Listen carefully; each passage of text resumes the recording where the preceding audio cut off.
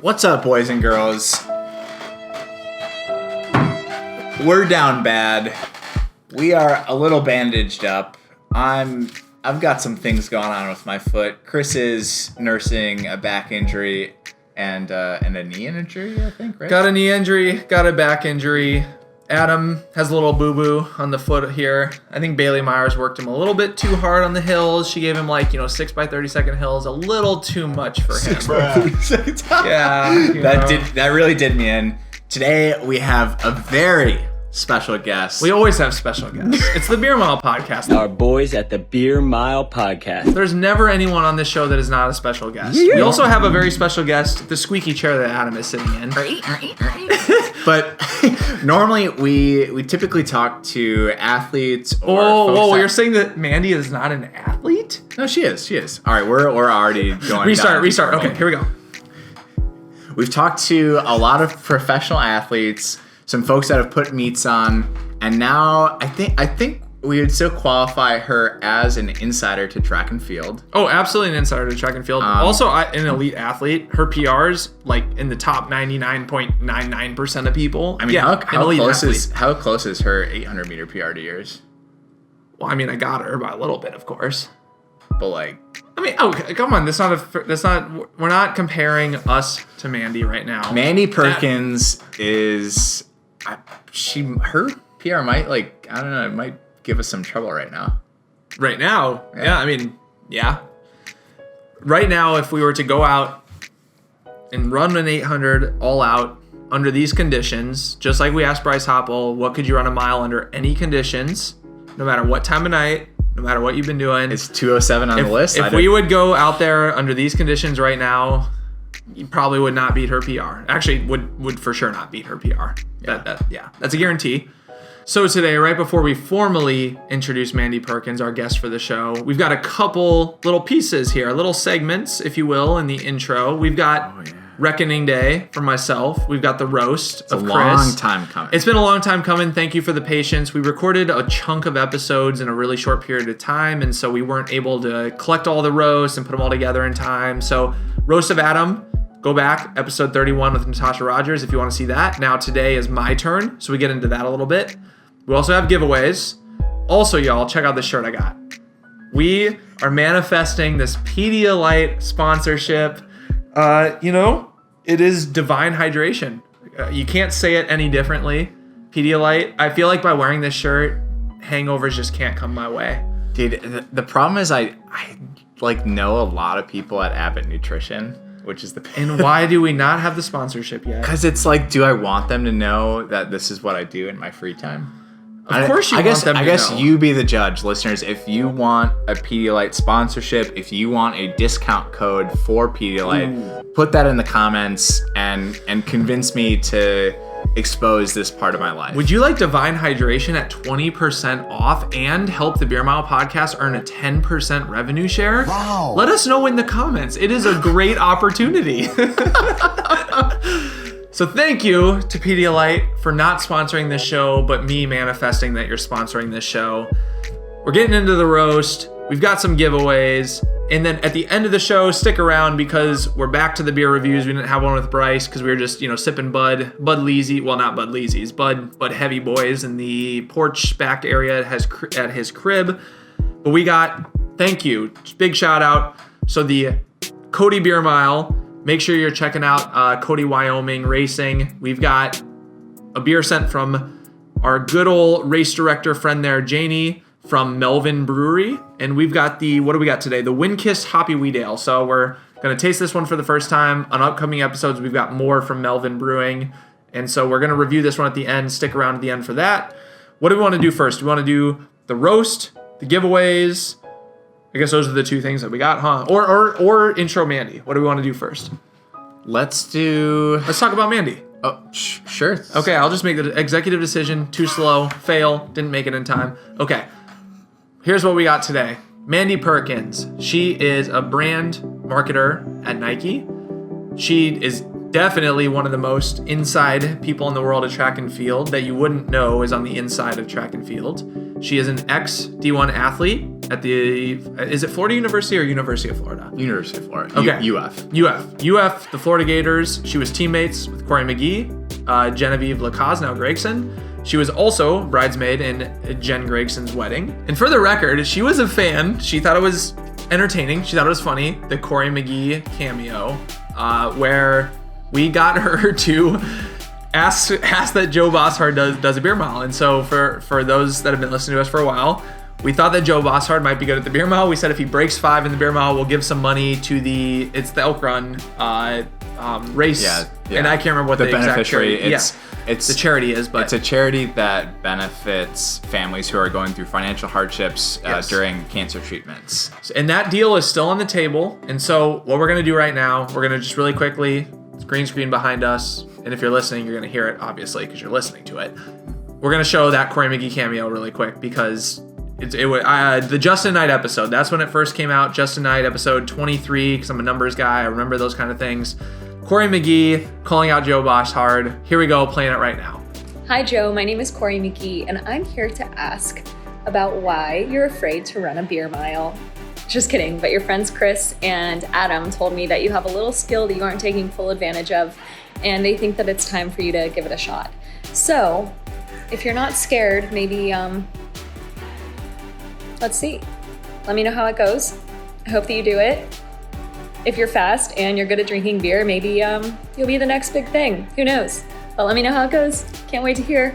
Good luck. So when we dive right into the interview with Mandy, we kind of just start the conversation right on that Corey piece. So wanted to make sure that you had it for relevance. You heard it again because that's where the interview, the discussion with Mandy starts is right on that Corey cameo. So there you have it. Corey cameo.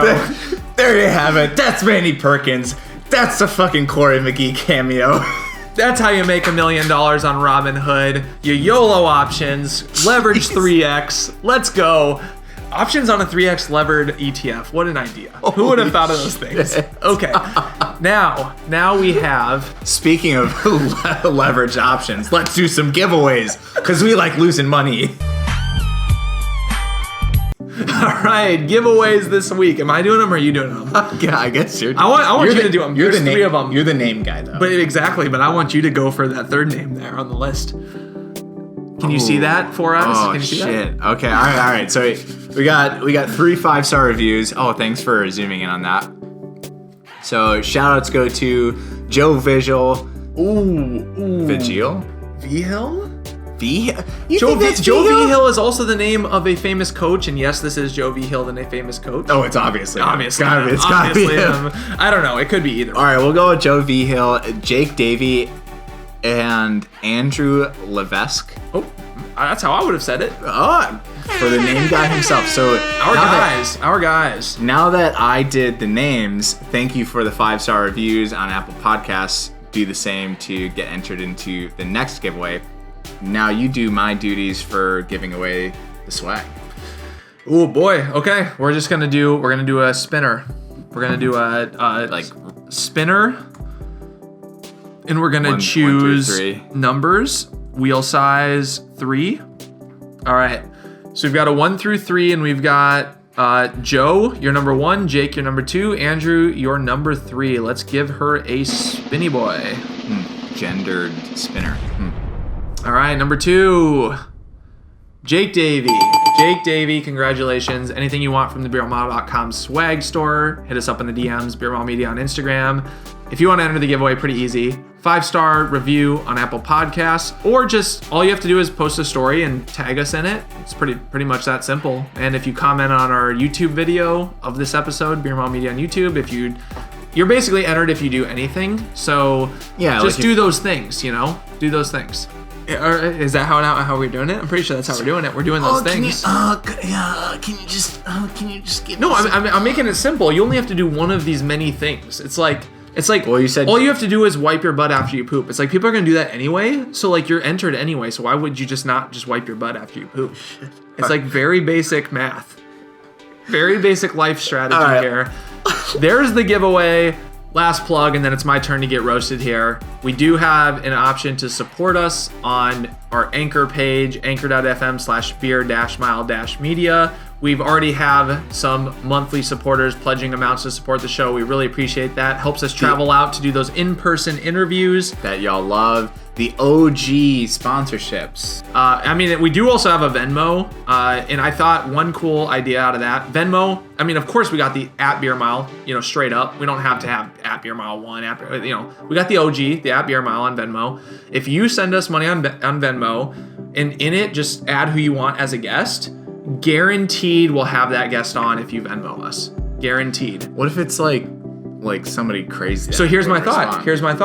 So whatever you Venmo us on Venmo, and then you say the guest name, we will redirect that money that you sent us. We'll pay that guest to be on that full amount. So we're not going to collect any of it. I think we should match it at least.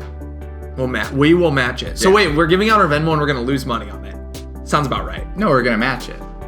Yeah, so it sounds about right. We're going to lose money, even more money. Yeah. So by paying us on Venmo, we're going to lose more money. Yeah. Okay, perfect. Guess what? It grows the economy. Benefits everybody. Hurts nobody. You tell us who you want. So say you want, I don't know, Yaka being a Chris's Britson. mom. Yaka being a Britson. But the reality is, let's all use our heads. Let's all, think about things. He's probably going to want more than $10. So, I mean, what'd you say? What did you say? So you send us 100. We'll match that. We'll say, then we'll DM him. We'll say, Yaka, we will give you 200 to come on the show. That's all it takes. Even if it's for 15 minutes, we'll give you $200. That's how it's going to work. That's fair. That's how it's going to work. So I think you should just make your pledge proportional to, the guest. That's all. All right, let's see.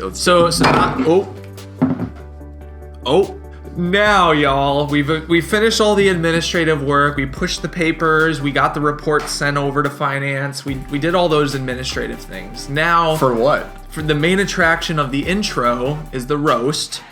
So now we're doing the roast. That was the purpose of those things. So now wait, was that the thing that you thought of? The pushing the papers? I had a better idea, and then Adam spilled his beer, and we had to restart, take 2, and I can't remember what I had off the dome, and it was way cooler. But now we are going into the roast of me, and we have some good ones in this. I have not listened to them yet, but they're pretty. I would say you guys have upped. You guys and gals have upped your game. Correct, for sure. Correct. So some names in here, and again, I haven't listened. We've got David Melly on the return with the Round video 2. version. Kyle Merber jumping into the mix here, video version.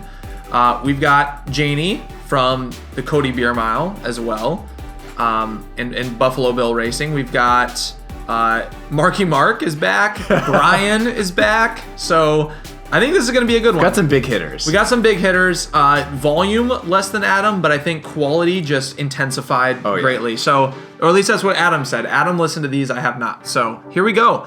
Let's fire away.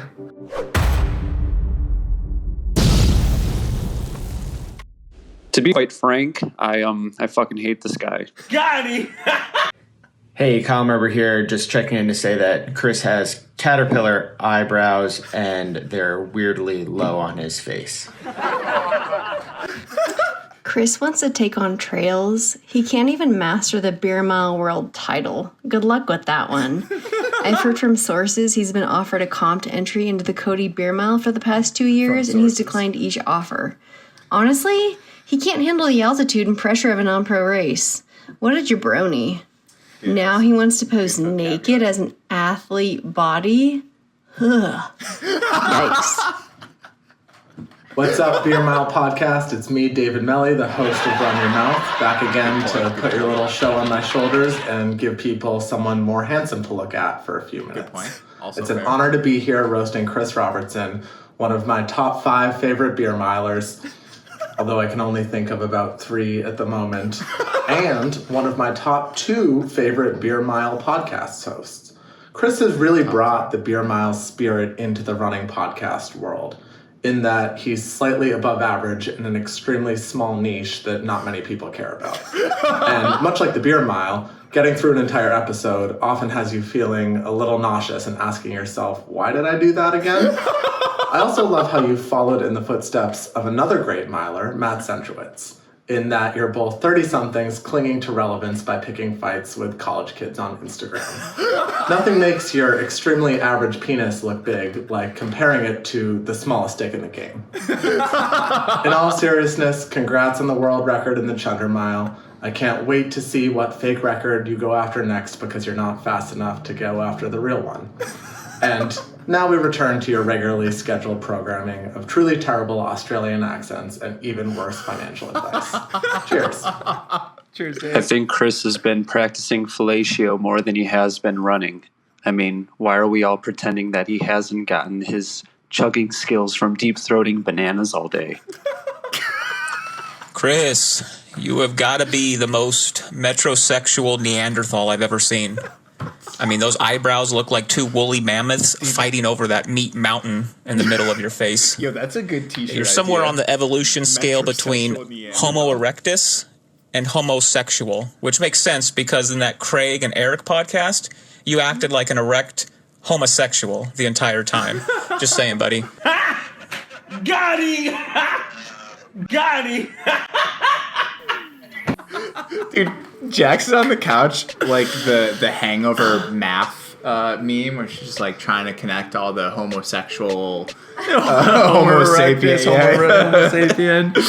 Oh man, those are heavy hitters. I like those. They packed a punch. Let us know in the Absolutely. comments if you want us to do more of those. I am totally down for that in the future as we start to collect some. Yeah, I would do this again. Love to have more people submit. Maybe next time to get more people to do it, we can incentivize as well. You know, Yeah. like think of some way to do it. But the people that submitted, damn, that was good. So let us know who you think got roasted harder. So Adam had more quantity of roast, but they're all they were shorter and maybe hit a little different. Just let us know who you think got hit the hardest there. Comments below or whatever somewhere. Part of the roast was we got to give away some stuff because that's all we do on the Beer Mile podcast. We give, and we never take. So Can we please put the fucking Joe Biden? You know what? It's good for the economy.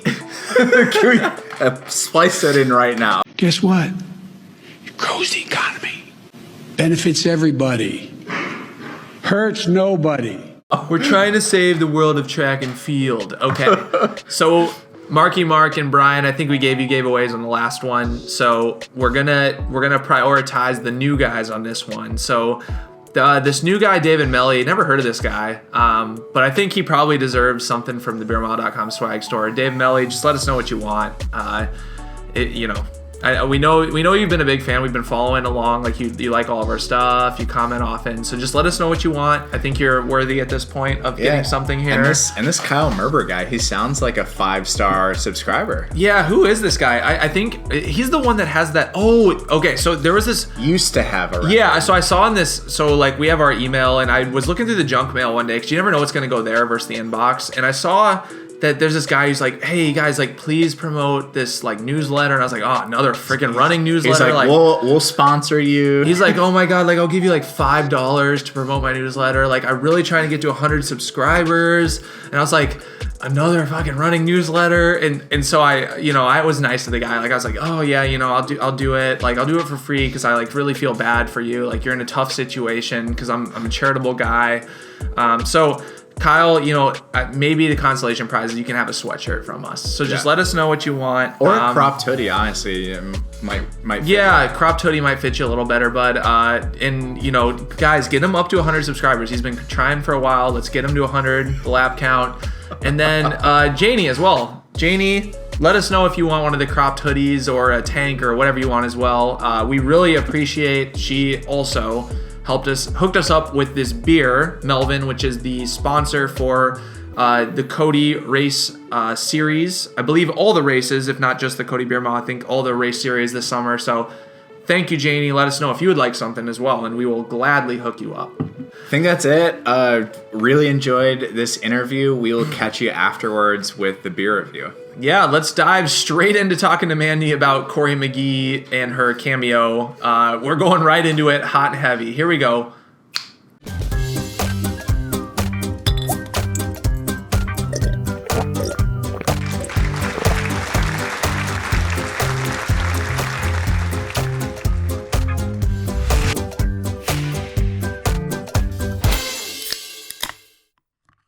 Adam, could you grab behind the microphone? Yeah. Yeah. 1 sec.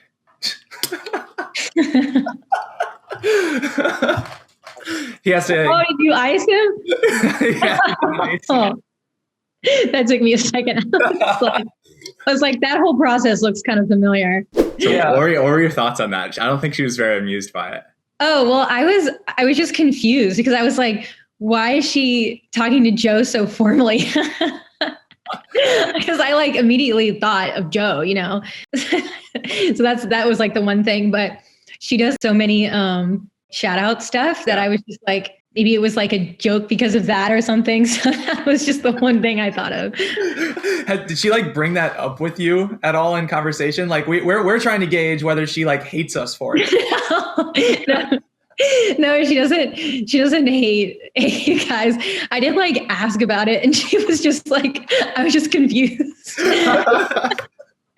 So no, she's funny though. She's such a good sport about so much stuff. I just love Corey so much for like so many different reasons. I guess we're going on year 12 of being friends, which is kind of concerning. It's been that long. But she just has so many cool angles about her that you just never know what you're going to get, but it's always good. So I guess that's my long answer. Were you the same class at Florida or were you different years? So I was a year older than her, but I was her unofficial host. So she had a host and I just really liked Corey and I had no idea how good Corey was at all. Because when I started running in high school, I just kind of fell into it. I know like a lot of people do, but I just didn't really follow it at all. I was just kind of doing my best and, you know, whatever. So then when I got to college, I was just so clueless on who was who and what good times were and all that stuff. So when Corey visited, all that I like kind of knew about her was she was coming from Mississippi and my coach was really excited about this recruit. And I was like, oh, she must be fast, whatever. So then I took her to a party, not like a crazy party. It was the boys team was like having a get together or something. And all I remember is like, we went upstairs and there was like she's going to like kill me for forgetting the exact story, but there was like some random guy outside wearing a Darth Vader outfit.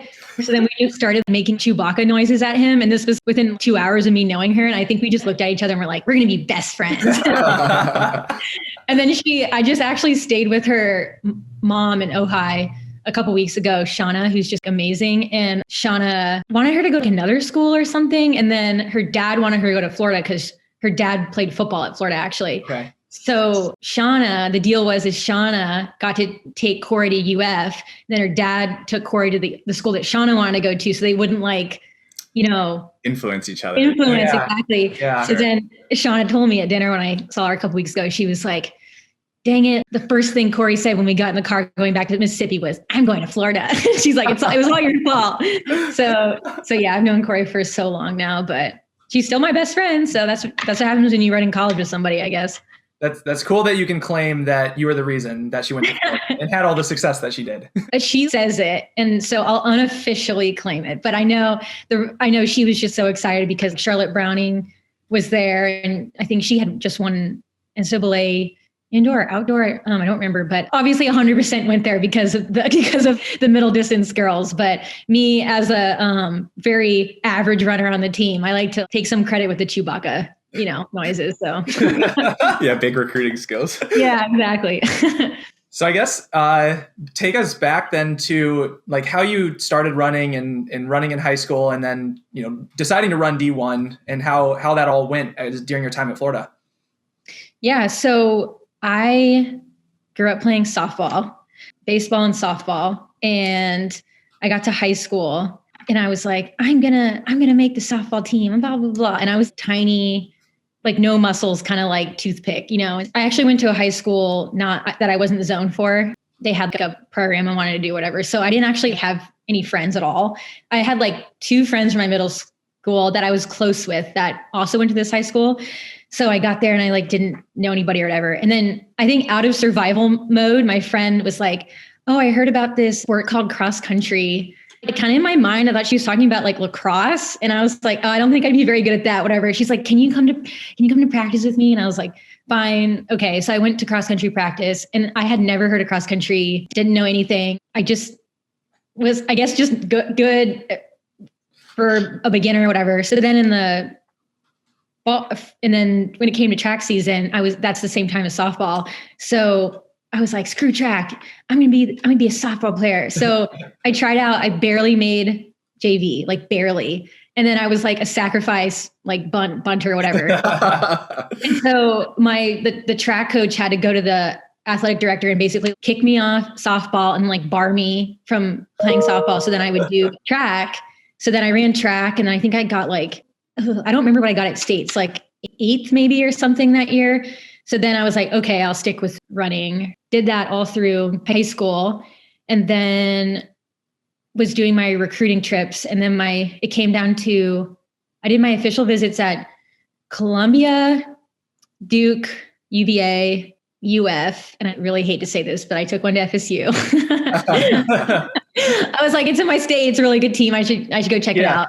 And I actually really, really enjoyed my Duke visit. That was a wild visit that I was not anticipating from Duke. I don't know if because it's a good school, I like wasn't thinking, whatever, but that was like a wild visit. And then I got to Florida and I was like, oh, Florida's like a party school. It's gonna like beat Duke's recruiting visit. It's gonna be so wild. And I think we went to a fondue party or something. And I was like, I don't know. This is the school for me, which is not the right thing. I shouldn't be thinking, oh, what kick-ass recruiting trip did I have? But yeah, I ended up picking UF just because my parents went there and it made a lot of sense. It's a really good academic school, like all around sports school. I think like for the 2012 Olympics, there was some stat. If UF was a country, it would have placed like second at the Olympics or something crazy because of swimming, obviously, and track. So I really liked also how UF had the balance of school, sports, personal life, and it had that classic college experience feel with the old college town and stuff. So that's kind of why I picked it. And I like the coach, and the team just kept getting, each year, so many cool girls just started coming to the team. So I just got super lucky. So does Florida hold true to what you had on your visit, where it's pretty lame, not much going on, or did it get a little bit better from there? It hands down, I would not go back and change anything. I would not change. Because sometimes, the thoughts like creep in my head and I'm like, oh, should I have gone to an Ivy League or something like that? But now I'm working in a job that I love, and I love all my coworkers and my friends, and I have my teammates. I just look back and I'm like, no, I made the totally right decision, because UF was so international too. Like I lived with this girl from Belgium who was on the tennis team. And then obviously Jen was Australian and Charlotte was British, and it was like that with every team. It was just really cool. And I look back at some of the times that we had at school, and we would work our butts off at practice, like crazy swamp temperature, humidity, all that stuff. And then we would just have like a great game day, and you couldn't believe it all happened on the same day sometimes, So yeah, it definitely was not reflective of a fondue recruiting trip.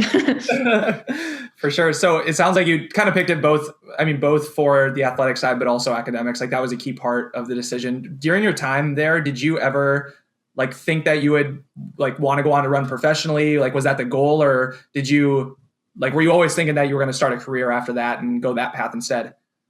Yeah, it was never the goal. I hate saying that because it sounds like I'm not like dreaming big or something, but I think I just had sorry if you can hear that. It's my Slack and email and everything. Yes, we're used to that noise all day. Don't worry. Yeah, I should probably turn that off. I can use a Slack +1.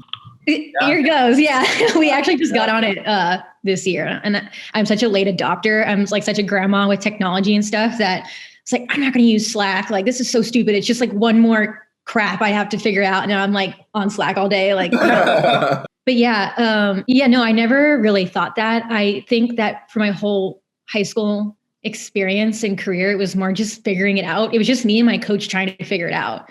I think when I got to college, I just thought I'll just keep figuring it out. And it's crazy because I learned the most from my teammates coming from really strong backgrounds and running since they were in middle school and, whatever. So, but yeah, just compared to where my team teammates were. Realistically, I was like, I'm not, at a place where I'm going to make any crazy progress to be there at any point. But it actually has been really helpful in my job, obviously with those experiences. But yeah, I mean, I did it because I just kept going with it because I just think it teaches you so much as a person, of course, to work that hard towards something you love and not necessarily come out going to NCAAs or winning SECs or, going to the trials. So when I see people who are training not tied to a sponsor or not having any sort of contract, to me, that's so impressive because you just love it. And I actually learned this phrase recently, core lord. Have you guys heard of that? I haven't heard that. It's like my new favorite thing. I guess like it's like surfing. It's like someone who just does it for the love of the surf and the sport. And it's waking up at the crack of dawn to go get some waves for, all that kind of stuff. And it's like the most beautiful phrase to me now. It's just doing it for the love of it. And so right now, the biggest core lord to me is David Kilgore for sure. He's like literally running in the desert as we speak.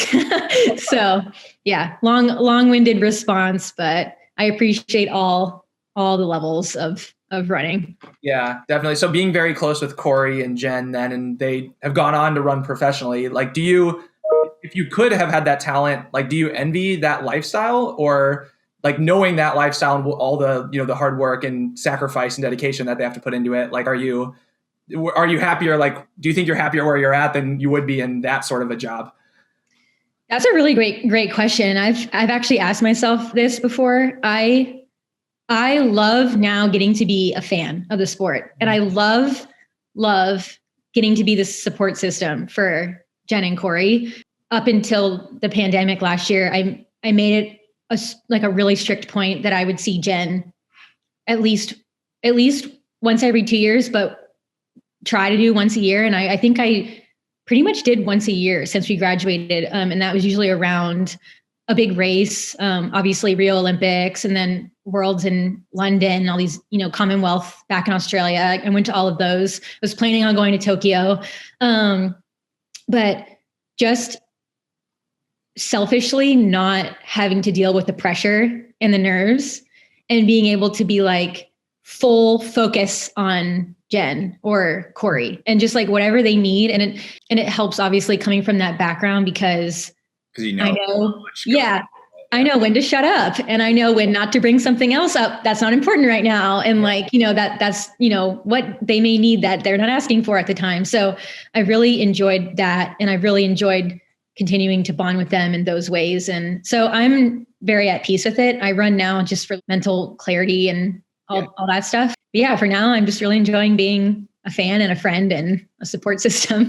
For sure. I think that's like one of the things I've learned most about doing this podcast and getting to know pro runners is that the more that I talk to, I almost think like I don't want to be a pro runner. Like I think there is so much. So, but like hats off to everyone that does it because there is so much sacrifice that it takes like every single day. And I don't know, I like to live a little more, I don't know what the word is. Like if I feel like, hey, I want to go out with my friends tonight. I just want to be able to do that and not like regret it and be like, oh, but that screwed up my training and stuff like that. I want to, be able to kind of live in the moment a little bit more. And so I definitely feel for athletes that they can only do that really a few weeks of the year or maybe a month of the year when it's the off season, and they have to be very focused the rest of the year. So I don't know. I'm kind of learning. I always had a vision that like I'd love to be a pro runner, but I don't know if I would honestly after learning a little bit more about the sacrifices it takes. Yeah, I agree with everything you said. I respect the hell out of them. Yeah. The reason why I respect the hell out of them is the same reason why I'm like, oh man, I'm like having a beer right now. Yeah, I can do that because I'm not a pro athlete. Exactly. I'm turning off my email and Slack just for super exciting stuff. Yeah, that was just getting ridiculous. Yeah, I need to like change my we use Teams, but I don't know if you can change the default noise because I have no idea. I turned off all the noises on my computer. I'm sick of it. I'm so over it. It gets really triggering after how long have you worked from home? Like 18 months or something like that. Yeah, work from home. Yeah, permanent work from home. Do you intend to go back to the office at any point? Like, is that part of the plan, or are you just going to be permanently remote? Your choice. So I don't know yet. Okay. I don't know. I will say though that I've really enjoyed being able to be in different cities and markets, and going home, for example, to Florida. I went to a couple I went to one track meet at my old high school, and just seeing the runners and what they're wearing and what they're talking about, what's lighting them up. I really enjoy getting that more firsthand than being in one city all year and reading it from like a blog or an article. I'd rather just, and my first job at Nike was in Miami, and that was a huge part of my job was, making these reports and stuff of how runners really were in a big city like Miami. So I don't know. I'm personally gonna ride this wave as long as possible, but we'll see. Yeah, but it's also value add to your job as well. I guess that's a good segue into describing a little bit about what you do. Working at Nike, what does it mean to be like a brand manager there, and whatever you're able to tell us about kind of what you oversee or what you work on. I'm sure the listeners would be curious because I think a lot of people would love to know what it's like to work at Nike. Yeah. So I'm in brand marketing, and the best way to describe it is you think of like a wheel. My team and myself are in the center of it.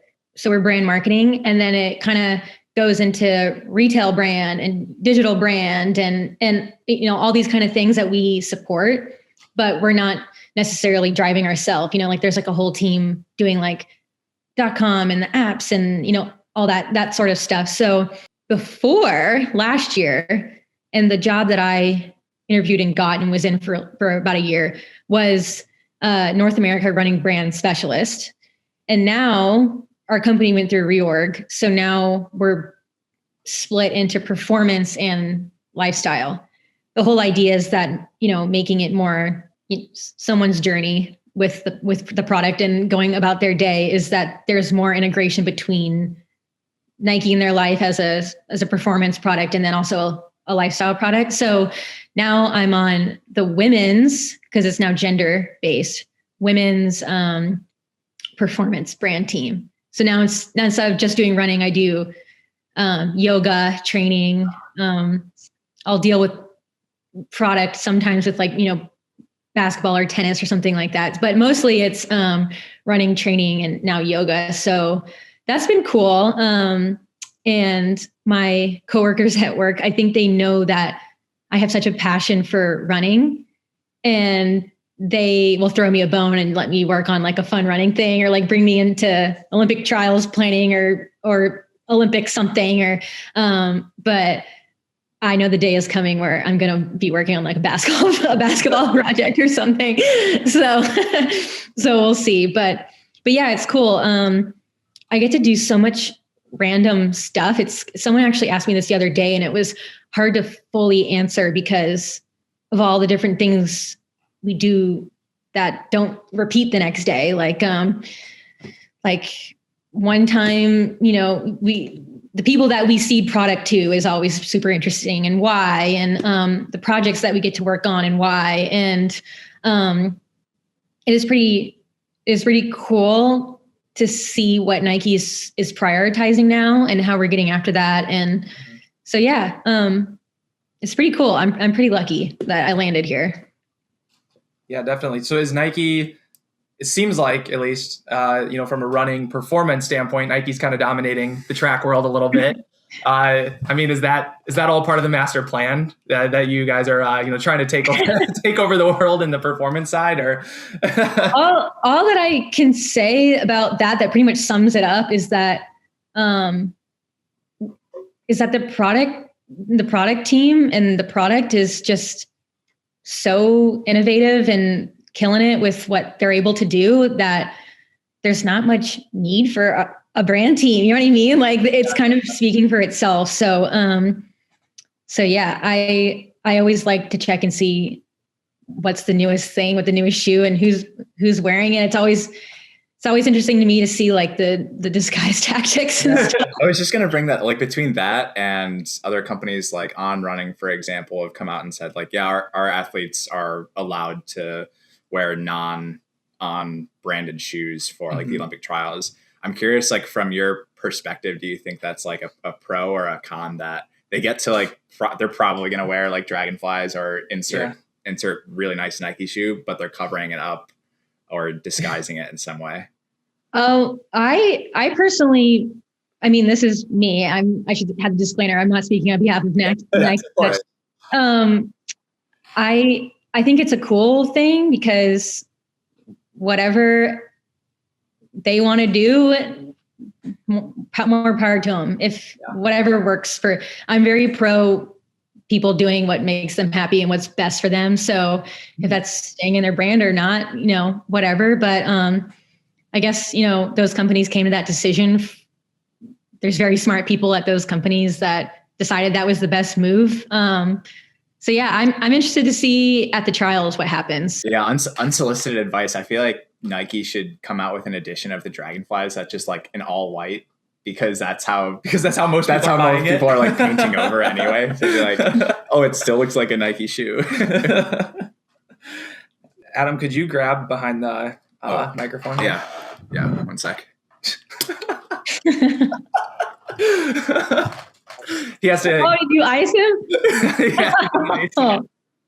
That took me a second. I was like, that whole process looks kind of familiar. I also had my second COVID shot like a couple hours ago.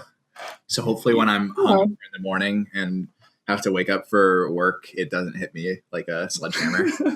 Well, that was very impressive for multiple reasons then, that you're like nursing the second dose, that you did that so effortlessly, and then you just like pick back up conversation like after just like. I feel like you kind of forget how small ices are though. Like ices are only 10 ounces, right? It's like 11 ounces. Yeah. Okay. It's a little bit smaller. Little guy. Yeah. Oh, I mean, barely little, but sure. Remember when that was just like the craze in 2011 or something? That's how you knew. That's how I knew I was getting older, where like people would ice you, and unless you were on like a bachelor party or some special event, I was like, dude, I'm like old. I don't want to do that anymore. Yeah. That's what I've had an old moment recently where I'm turning 30 and I just was thinking about what I want to do for my birthday. And I was like, I just want to go to like a nice hotel for a night and just read and just like, yeah, you sound very old and boring. Maybe like have some champagne, take a bath. I was like, oh no, but it happens to the best of us, right?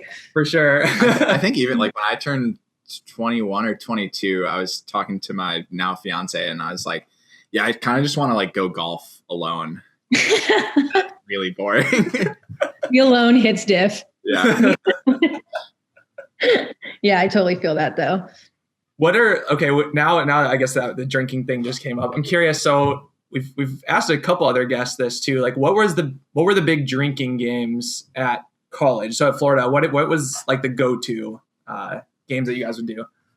Oh man. Definitely beer pong. I guess that's like everyone's kind of answer, but our team went to parties in like packs, and we would like not like dress up, but we would like, get all like cute and excited. We'd get ready together and we'd go, but we were so freaking competitive, like to like the detriment. Almost that's like kind of like cringe, like competitive, like can't just take it as a game. And so we had this like Christmas party once, and one of the girls on our team was like so freaking competitive, and she like lost the last like throw or something and like had like a crisis because like her, I think it was, I don't know who her teammate was with, but Corey was definitely there and was like, we were trying to like comfort her while like not laughing, but yeah, beer pong, flip cup. And they were always really fun when Jen's family would come, because they would like learn the American games and get like really into it and stuff. And of course that's just they could outdrink all of us. And they just like couldn't believe how cheap everything was. Like we would go down to Grog or Swamp or whatever, and you could get like Henny pitchers and like beat the clock, all that stuff. And they were just like, we just can't believe like, like whatever. Like in Florida specifically, alcohol is really cheap. Yeah. Which is how exactly. And so like when I graduated college and I came back the first year and I was like, making some money, I had like an income and you come back and you like think you're like the big shot and you're like, oh, I'll put it on my tab. It's like your tab comes to like $23 after like the entire night. You're just like signing the bill. You're like, no problem, guys, no problem. Looking out for the little guys here, you know? Yeah. But yeah, there's just something cool about SEC schools. How I know I'm biased, but yeah, it's those game days are different. Like the nightlife is different. It's just, I don't know. That's almost like when we go to some meets, because I know like on a relative scale, like who generally makes what as a professional runner. Like sometimes when we go to bars, I'm like, no, like I think Chris and I are probably okay to like just Pay for it. Pick up the tab. It's like, well, you didn't hit your bonus time this meet, so like we got it. We got you. This is so bad. It's like the that meme or whatever that like circulates every Olympics. That's like they need to throw in an average person with every athlete to show. It's like, here's this person who just ran this incredible time, like just defying human body standards, and then you're like, oh man, like you should be. I'm biased. Like my friends are pro athletes. You guys have the same, you know, friends, and you're just like, man, you guys are doing insane stuff. Exactly. That is such a good feeling when you like, I haven't gone back to Iowa State where we went for a few years now, but yeah, that year or two after you graduate, you go back and you feel like you're rich, like handing the bartender a $20 bill. You're like, oh yeah, like 10 drinks, just pile them all out here. Yeah. You're like, whatever shots this comes to, just however this runs out. Yeah, exactly. I mean, it's probably the same. Like, I assume Portland is relatively expensive compared to other places. I would assume so. It's like whenever we leave Chicago, I'm like, well, it's like $3 or $4 a beer. That's pretty cheap. Yeah. You're not going to get like much more expensive than a big city. So like pretty much everywhere we travel is going to be probably cheaper, which is nice. Portland was sneaky, actually. Like, especially coming from Miami, I thought that I was going to be saving so much money and, you know, whatever. And then you get to a bar and they're like, oh, this is of a maple essence with, you know, blah, blah, blah, blah. And it's like, I don't care. I don't care. Just, I don't want to pay $12 for this beer. But yeah, Portland's kind of sneaky with that stuff. It's more about the vineyards, right? Yeah, they have vineyards and they have breweries like everywhere. I feel like there's a couple neighborhood breweries, all that stuff, but it's definitely fun over the summer. For sure. Yeah. But it's all fancy. It's all like pinky up kind of drinking. I mean, not all obviously, but we definitely get that here too. You have the people who are like super beer snobs or whatever. And it's like, oh no, like why would I ever stoop to drinking that beer? True. It's like, oh yeah. Like when you go to a bar, I think I ordered like a Corona or something. And I was just like, yeah, exactly. Yeah. It's like not fancy, like dressing up and like scene fancy, but yeah, a lot of the places it's just very top of the line things, which is great. But I will say, dressing up for bars, coming from the middle of COVID and then going to the meet in Texas, everyone was like, well, so like you have to wear jeans and like not a shitty shirt. And I was like, what? Like, I don't think I've worn jeans in a year. It was such a culture shock. Dressing up. Yeah, what's that? But I had Market Travel come visit me in Miami. So like basically that's when Nike product line managers or like people who need insights come to big cities to check it out and, you know, whatever. And I'd have to say, you like basically make them an itinerary of what you're going to show them and why and the different cultural spots and stuff. And then we'd go to a bar or a restaurant. And so many times we couldn't get in because they would come in like jeans and, you know, like whatever, and like cargo shorts. And so then at the bottom of my email, I started having to like write a little dress code. And they're like, who does this girl think she is, like setting up a dress code for our Market Travel? And I'm like, hey, trying to help you out. Yeah, I feel like Chicago, for being a big city, like I've gone out multiple times in like my Nike shants. Yeah, I don't think of anywhere that actually has a dress code. Like obviously most people will dress nicer when you go to a lot of places, but like, I don't think they would ever like stop you at the door. No. Which a lot of cities they do. Like I guess we don't really have a big like club scene. That's the one piece that's not where clubs. Yeah, there's pretty much always a dress code, places like that. But God, speaking of shants, we really need to get the line in on that. Do you know what chants are? Wait, spell it. SHANTS. Shants, short pants. Oh. So Like, don't you have Nike Shants? Yeah, that's what I was gonna ask. So like capris? they're basically capris. They're man. They're man capris. Yeah. But I like probably 6 months ago, I picked up a pair of these Nike like men capris, and they were like $20 at one of the random Nike has like a specific discount store. And I haven't been able to find them. So I need the line in on where to get these Shants again. I'm trying to even picture, are they like lifestyle or like performance pants? Lifestyle, for sure. Lifestyle. Definitely lifestyle. Yeah. Okay. Like what color were they? They're like gray with maybe a tint of green in them, I think. Tint of green. Interesting. I don't know.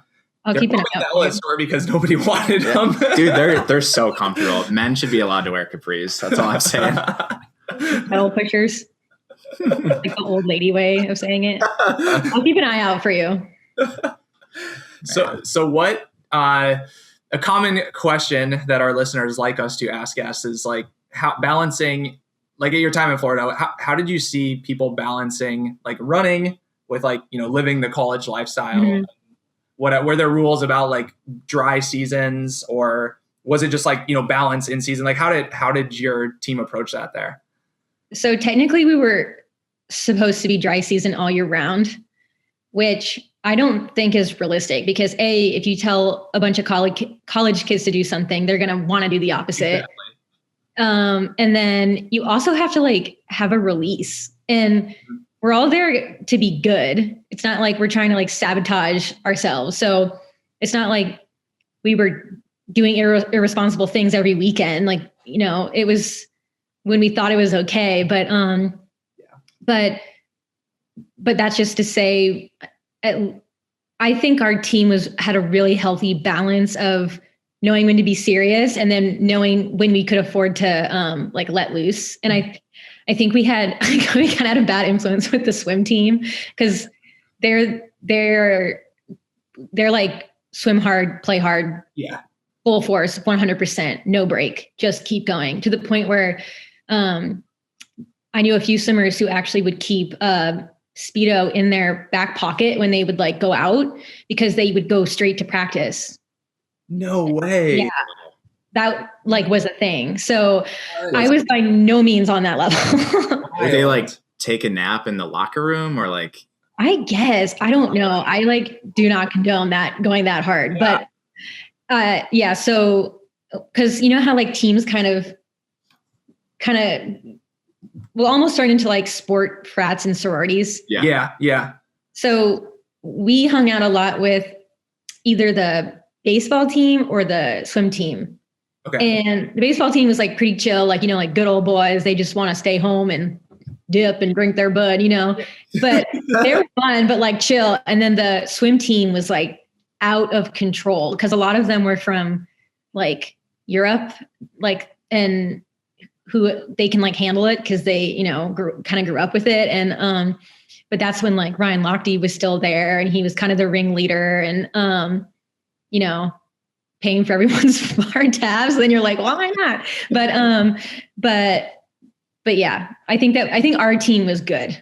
I think we were good. And we could have always, maybe in our coach's eyes been a little bit better, but I think we were good. Of course. Yeah. And runners are, I guess really all athletes. It is kind of funny because it is like you were saying earlier too, like the competitiveness. I feel like it's also just like, I don't know, you're competitive as well, like in drinking and going out and just because I don't know, for whatever reason, like runners are very good at going hard, basically. Like when you decide to like be like, all right, I'm gonna have a big night, it's pretty easy for runners to do that. They're just like, I'm going all in.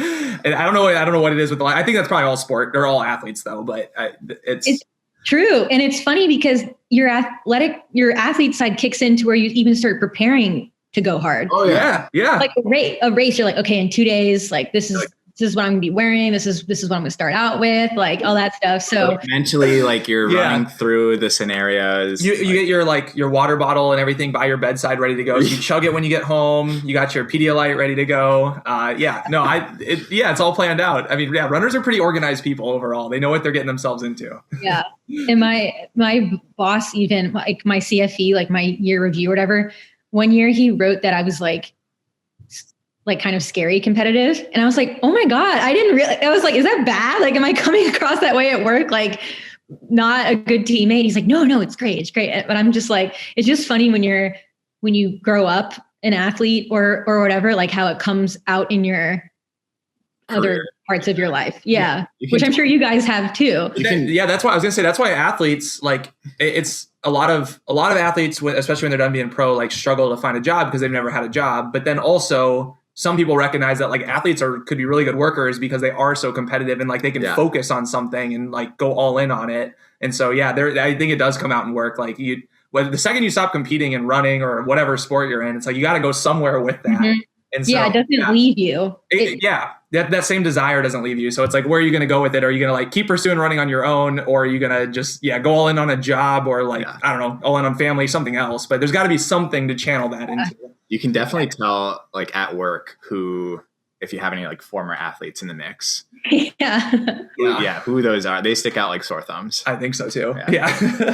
At Nike, is that like a pretty common thing to have former athletes in the mixed? Yes, it is.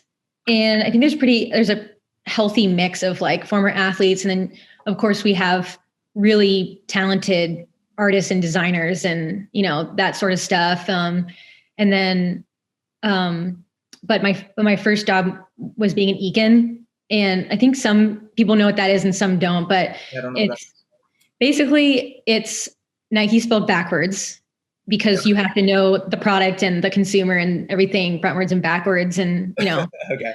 Yeah, it's like, that's some good corporate Kool-Aid. I like that. So Phil Knight is said to be the first econ because he was slinging, shoes out of the back of his van at track meets and stuff. And then the first generation of econs started in the 80s. So Mark Parker was an econ, a bunch of leaders and stuff like that. And so the whole idea behind it is that it's an entry point into Nike when you're out of college, where you do a bunch of different stuff. You just kind of see what you like, and you learn all about Nike heritage and whatever. So I was an econ for 3.5 years in Miami. That was the job before I went to Portland. But yes, there's a lot of athletes, and that level of competitiveness, we had to get together like 3 or 4 times a year at headquarters to just learn about the next season stuff and, bring back to our market. And it was like putting half quarterbacks and half valedictorians in like a shoebox and just shaking it up like this, and then being like, okay, now go perform. And so, so it's funny how it can come out like that. Yeah. But it's good. I'm still really close friends with the econs I was with, like in my class and, or the group when I was there. They're still my best friends at Nike, and some aren't still there. Some have moved on. Some are still there, and they're all doing pretty amazing stuff. So it was a cool transition after being on a sports team to being on a really close knit, like work team with similar backgrounds. So I really enjoyed that. Yeah, that's cool. Does Nike have like, I guess obviously when you're actually at an office, but are there like sports leagues and like intramurals and like all sorts of stuff? I could just imagine that Nike would have something like that. Like everyone after work goes and plays sand volleyball or soccer or something. They do. But the biggest one is soccer, because we have so many. Sorry, again, my important person. We understand. God, we get it. Yeah. Speaking of important, that's like kind of awkward that you haven't accepted our LinkedIn request, but like it's fine. I accepted Adam's, right? This morning. When did you send your connection request yesterday? I think last night after we finished. Okay, well there you go. Look at that. I was like, wait, I accepted one of them. I think that's who it was.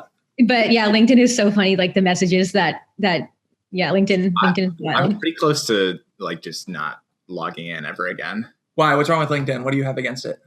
Dude, LinkedIn is the cringiest place I've ever been on the internet. Oh yeah. I mean, so obviously getting random recruiter or in-mail stuff. Annoying, besides that, but it's not just that. like, okay.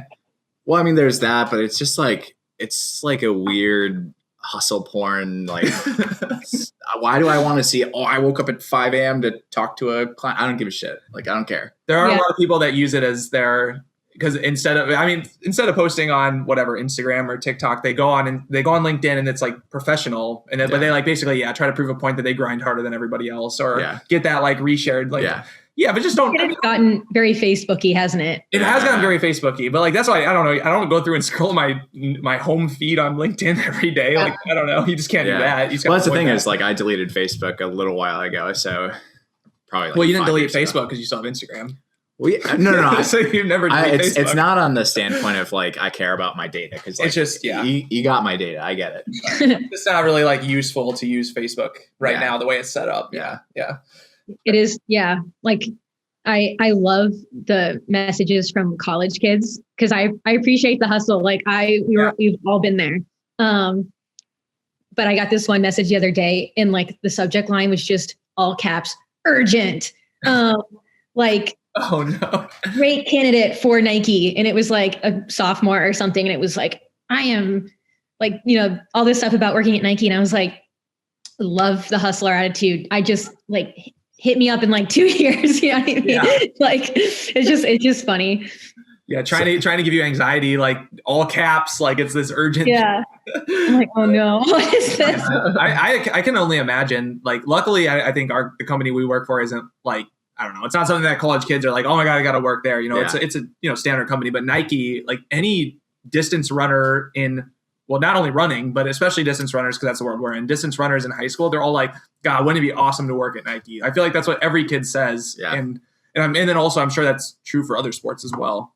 Nike. So I can only imagine that you and everyone else at Nike that's, relatively high up just gets spammed like crazy with messages. And I try to answer. Appreciate it. Like I feel bad whenever the random kids, like when someone does randomly reach out and they're like, oh, I also went to Iowa State, like would love to talk about jobs. And I'm like, I don't like, I can't hire you. I'm sorry. Yeah. That's the thing is like, I always try to answer as many as humanly possible because people answered mine. So it's just like a pay it forward thing. But then I always have to like disclaimer it with like, I literally am unable to hire you. Like I can give you the best like tools and like background and then like guide you to the next step. But I'm not that important like whatsoever. Like I'm not even close to being that important. But yeah, it's pretty funny. And then when they ask how I got there, they are always so disappointed when I say I kind of like fell into it or it was like serendipitous. Yeah. And I'm like, well, that's the answer. I'm sorry. Like, but I feel like that's like most, not like careers, but that's most jobs where like, that's how a lot of things work out. That's how we ended up at Virgin Pulse. That's how, like, well, I was going to say, that's how I would explain all of my job switches and career stuff is all just like, happened to meet someone at the right time and it just worked out and wasn't trying for it. So I think that's pretty common. Yeah. So true. It's just be prepared, like keep meeting people. Like, I don't know.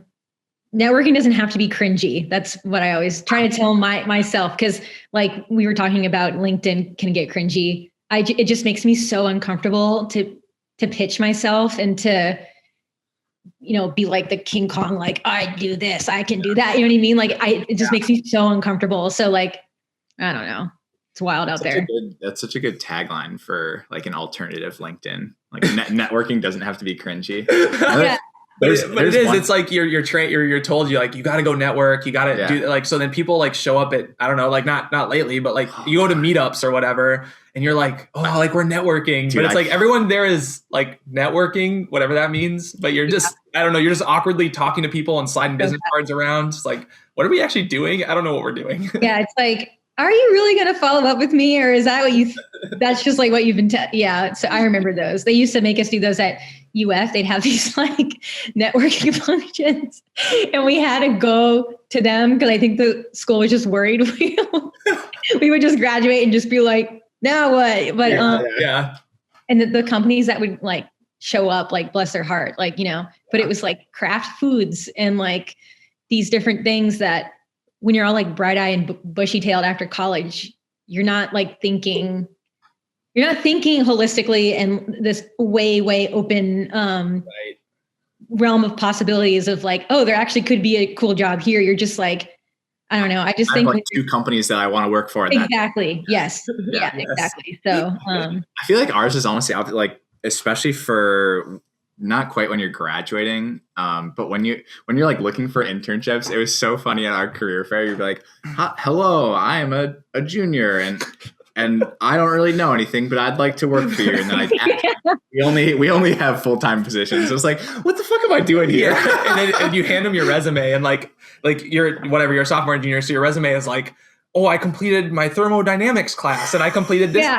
They're like, everyone in school completed that class. Like, that's what you had to do to graduate. It's like, so funny. Oh gosh. Yeah. Looking back at that, like I would shove those with like that dorky like leather padfolio thing. Like, yes.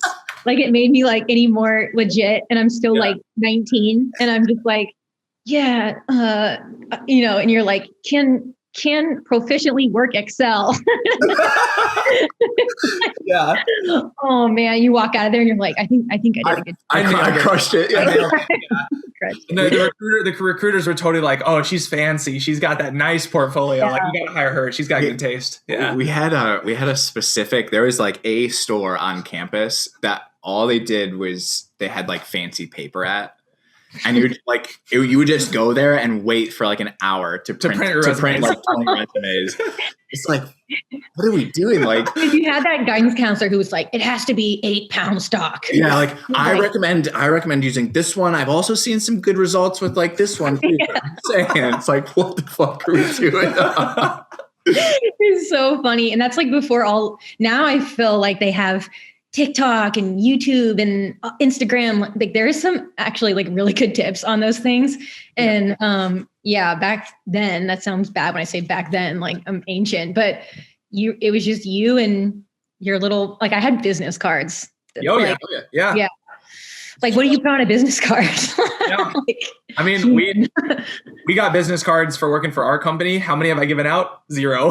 Like they're just sitting in my drawer, not doing anything. But it is crazy to think about, though. Like I don't know, like handing out physical resumes, caring about the thickness of it, all those like little things. And it's like now, you apply online and people figured out other ways to stand out. But also at the same time, people figured out ways to make themselves look ridiculous too. I guess TikTok is one thing where it's like either help your chances of getting a job or maybe kill your chances of getting a job by what you put on there. I don't know.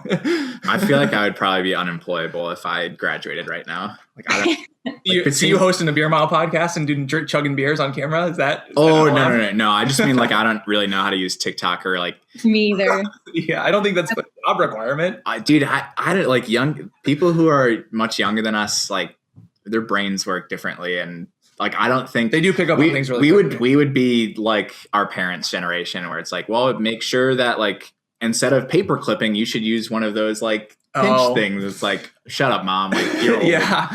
You know what's so bad is TikTok.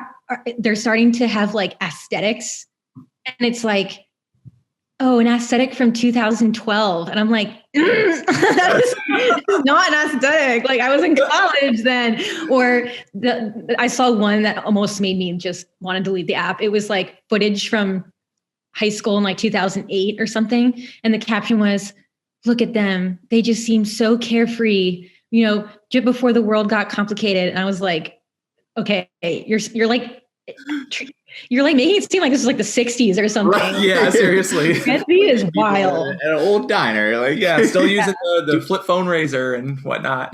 I was one of my sister's friends who's like a couple years younger than I am recommended a Spotify playlist that has like a ton of shit from like early 2000s on it, and it was like one song I'd be like, oh, this is such a great song, like this is on at like prom, or like this is a banger, and then like 90% of them trigger my fight or flight response, or I'm like, dude, I can like smell the gym full of oh my god. Oh my god, yeah. Like the worst is when, like, I'm sure you guys had homecoming at your school, and then like prom was like maybe somewhere fancy. Homecoming at a Florida gym in like September or October, no air conditioning. Oh yeah, it was. There was levels to it. Why did the guys? Why even dress up? Like why put on a suit? Why put on makeup? Like what's the point? And then with the teachers who chaperone, like volunteer or chaperone or whatever, you'd see them the next Monday. You just be like, that wasn't me. Yeah. Yeah, get low. I totally wasn't there for that. I was in the bathroom. Why would guys tie, like myself included, why would we put our ties around our foreheads as sweat? It's So cringy. Yeah. Why would you ever do that? Oh my God, that's like the equivalent to when the girls like wore like Converse with their dresses. They're like, I'm not like other girls. I'm a cool girl. Yeah, I'm not like other girls. Just take your heels off and hide them behind the bleachers like everybody else. Yeah, we get it. You brought flats. We got it. Yeah. Oh my God. It's so funny. But I would not want to be in high school. Like, I know everyone says this is about their generation. Like, I'm so glad I went when I did before, screen time took over. Like, yeah, good times. Yeah. I don't know. Yeah. I don't know. I don't even know. I think I like the less technology. Like trying to think about like, would it be better now? Would it not be better now? Yeah, I don't know. I think it was nice to not have, be staring at a phone all the time and just like actually be hanging out with people. Like imagine if every single homecoming like was just like recorded and that's a good point. You had like footage on Instagram from it. Like, that's a good point. I don't want footage from when I'm in 9th grade. I have stupid things. I have early pictures on my Facebook that I'm like, yeah, those, yeah, God, totally random, but. Do you follow David Ribich on Instagram? I don't think so. If you like cringy old Facebook posts, he'll occasionally from like 12 years ago post on his story like what he put on Facebook, and it's like just like crushed a workout, gonna go like can't wait for homecoming, and it's like oh my God. Yeah. There is something so unique about like that age high school runner boys, like yeah. Just, I don't know. They don't need a diary, I think. So funny. Our team was like pretty funny, which is like awesome. Like those are the guys that you love to hang out with because they're just so sweet and like harmless. I know this is probably like not what high school boys want to hear that we think about them, like at that age, but I don't know. They're just the nice, sweet guys. I don't know. Let's just do some. I have a bunch of rapid fire questions. Let's just go with some rapid fire questions. Okay. I was gonna like bring up some of them, not rapid fire, but let's do it rapid fire. But it doesn't have all right, let's do it. But it also doesn't have to be rapid fire. There's no rules, so it's just So we have some questions. So we have some questions to get to know you, of course. Okay, let's go with favorite type of beverage. Let's just start there. Ooh, coffee. Coffee. Okay. Black or cream, sugar, iced? How are we doing the coffee? Not to be a hardo, but I like black coffee. I don't know. Hey, that's fair. That's great. Yeah. Respect the LinkedIn grind. I got it. Yeah, I'm just grinding. I should put that on my LinkedIn. Just straight black Adding stuff to your coffee is just a waste of time in the morning. Yeah, it is not efficient to the marketing funnel. Oh man, we could talk conversion funnels all day. We'll save that for the last question. I'll think of a good one around that. Okay, I'll build on the beverage while we're here. Oh, good. Beer, wine, or cocktails? Oh God, I know it's supposed to be rapid. Beer and wine. I'm a white wine drinker, and because I'm from a hot place, I think it's weird to drink red wine in a hot place. But I do love beer. There's just something so satisfying about like, you're done with the day, you shut your computer, and like, that was actually my New Year's resolution, was to have less like casual beers, not to make myself sound like I'm drinking too much, but yeah, I'd say beer or wine. My resolution was like the opposite. It's like, you need to have like, more beers. Well, like you need to like shut your laptop at 5 p.m. and actually, yeah. That's a good point. If it's like, if it actually marks a separation of work and then life, I think that's, especially in quarantine, I was like, let me just like frisbee my MacBook on the couch. Oh my God. I'm done. Man. Okay. So speaking of conversion rates, I think this is where Chris is going. But you, man, this is a hard question because now that we know you're dating a pro surfer and Corey obviously has PJ. One of our listener questions was from a Cooper T-Ray. Cooper wants to know if there's a possibility of him and Reed having a double date with you and Corey at the Olympic trials. Maybe over a black coffee. I don't know. We could certainly like have, I don't know. I like, I don't know. I like it so weird. I don't know where the line is with like. We can have like a bro hangout. How about that? A bro, you should bro date. A bro date. I think a bro date would work. That will. Yeah. I think you should tell them like, oh, you guys are like the sweet guys that you. I knew you. Yeah. No, but that is good because this is my like circle back on that one that is a great thing because then when you become an adult, that is the type of ideal qualities. Yeah. That is like the girls in high school who, didn't have time for you back then is going to be like, oh my God, what an amazing, sweet, smart guy. And you can just be like, no, talk to him. If you can't handle me at my high school cross country, you don't deserve me now. So. Oh God. That is right. Who knows? Those guys might be joining your Nike family at some point. We'll see. I'm curious to see where they end up. I didn't even see there was a user submission thing. So it's been a while. We put it up like it's right around Drake relays. Yeah, it's been like a month. There was like a month period where we recorded, or sorry, a month period. A month ago, there was like a week period where we recorded like 7 episodes in a week. And then that was also when we were talking to you about recording this episode. We just didn't do it at that time. But like at that time, we just put up all of the like questions in a row and got them in. And yeah, Cooper Tier had to reach out and shout out Cooper. That's right. I really enjoyed, I know this is like old news and it's been talked about, but I really enjoyed that whole banter situation. I was laughing. Yeah. With Centro. Yeah. I don't know. Yeah. Super entertaining. And it was fun because then we had him on the podcast and they were like, yeah, I don't really know what happened. It just kind of like escalated somewhere. The thread got hijacked. Yeah. The thread got hijacked. We don't know if it was serious or not serious. We don't really know, but it was entertaining. It was very good old fashioned banter. That's right. Nothing wrong with that. Hey, now hashtag he's back. So I don't know. Centro is back. Represent Nike well. Yeah. Yeah, but I'll be at the trials. I'll see you guys at the trials, right? I don't. Definitely not me. Probably not you. We're still in negotiations. You're still in negotiations. Yeah. Okay.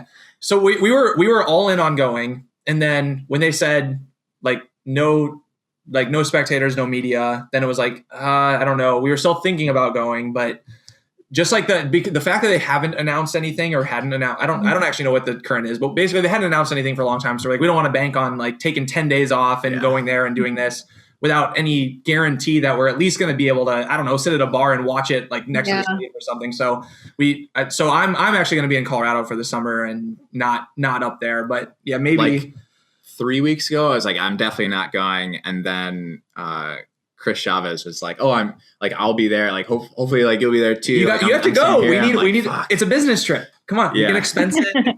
It's a business trip. Yeah, it depends on if it lines up with like the whole take. At least like my mom's kind of out of the water with like we've done her thing. We've got her surgery done, but it'll depend on like if Jordan goes or not. My fiance. Fair enough. Oh, got some family health things. So that's the main reason. But yeah. But I mean, there's like a few. I was looking at like this really shitty hotel, and I was like $60 a night. That's like extra gambling money. And it's probably like 2 hours away. And no, it's like kitty corner on the highway. Like it's only a 15-minute drive. That's pretty. I mean, I'm surprised there's hotel rooms left at this point. Yeah, just bring your own sheets and you'll be fine. Just camp out. Yeah, we'll bring back bed bugs to the association. Yeah, we need to get you in some Nick Simmons videos to help our advertising go up. True, I could do the Whiskey 400 again. There we go. Okay, here's the next question. As someone who knows brand and marketing really well, what are we doing wrong as the Beer Mile podcast? Wait, we're doing things wrong? Media? Hold on. No. Everyone's doing something wrong. Everyone has room to grow and improve. What are we doing wrong? What could we improve upon? What's wrong with our branding here? I don't know. I think you guys are doing great.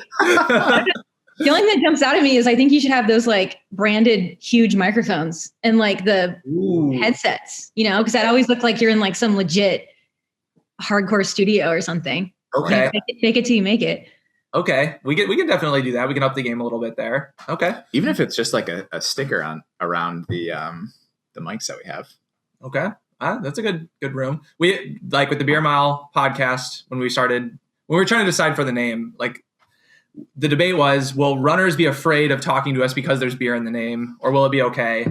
And so far it seems to be okay. I don't know if it's like a positive or a net negative or it's neutral that we have beer in the name? I don't know. What do you think in your professional opinion? That's really interesting because I'm working on a project right now that's aimed at high school teams. Yeah. And I've been learning so much about eligibility and privacy and legal and disclaimers and like the user journey, and it's not, too invasive. So it's really made me think twice on things that I wouldn't think was a problem. And so it actually made me like hyper aware. I went from like, oh, it's not a big deal to now I'm like way hyper to the point where our legal contact that I ask questions to, she's like, yeah, you're really kind of on top of this, like almost like a stop asking me question, but yeah, I think beer is fine. I mean, okay. It's like, yeah, it doesn't mean that they're partaking in said beer. That's true. Yeah, we'll have to. It's just a lifestyle. It's not about the beer itself. It's about a lifestyle. Yeah, there you go. Once we get closer to making turning the switch on for the run club, we'll have to run some ideas, pun intended. Well, I don't want you to ask the question on your idea for the run club name. Okay.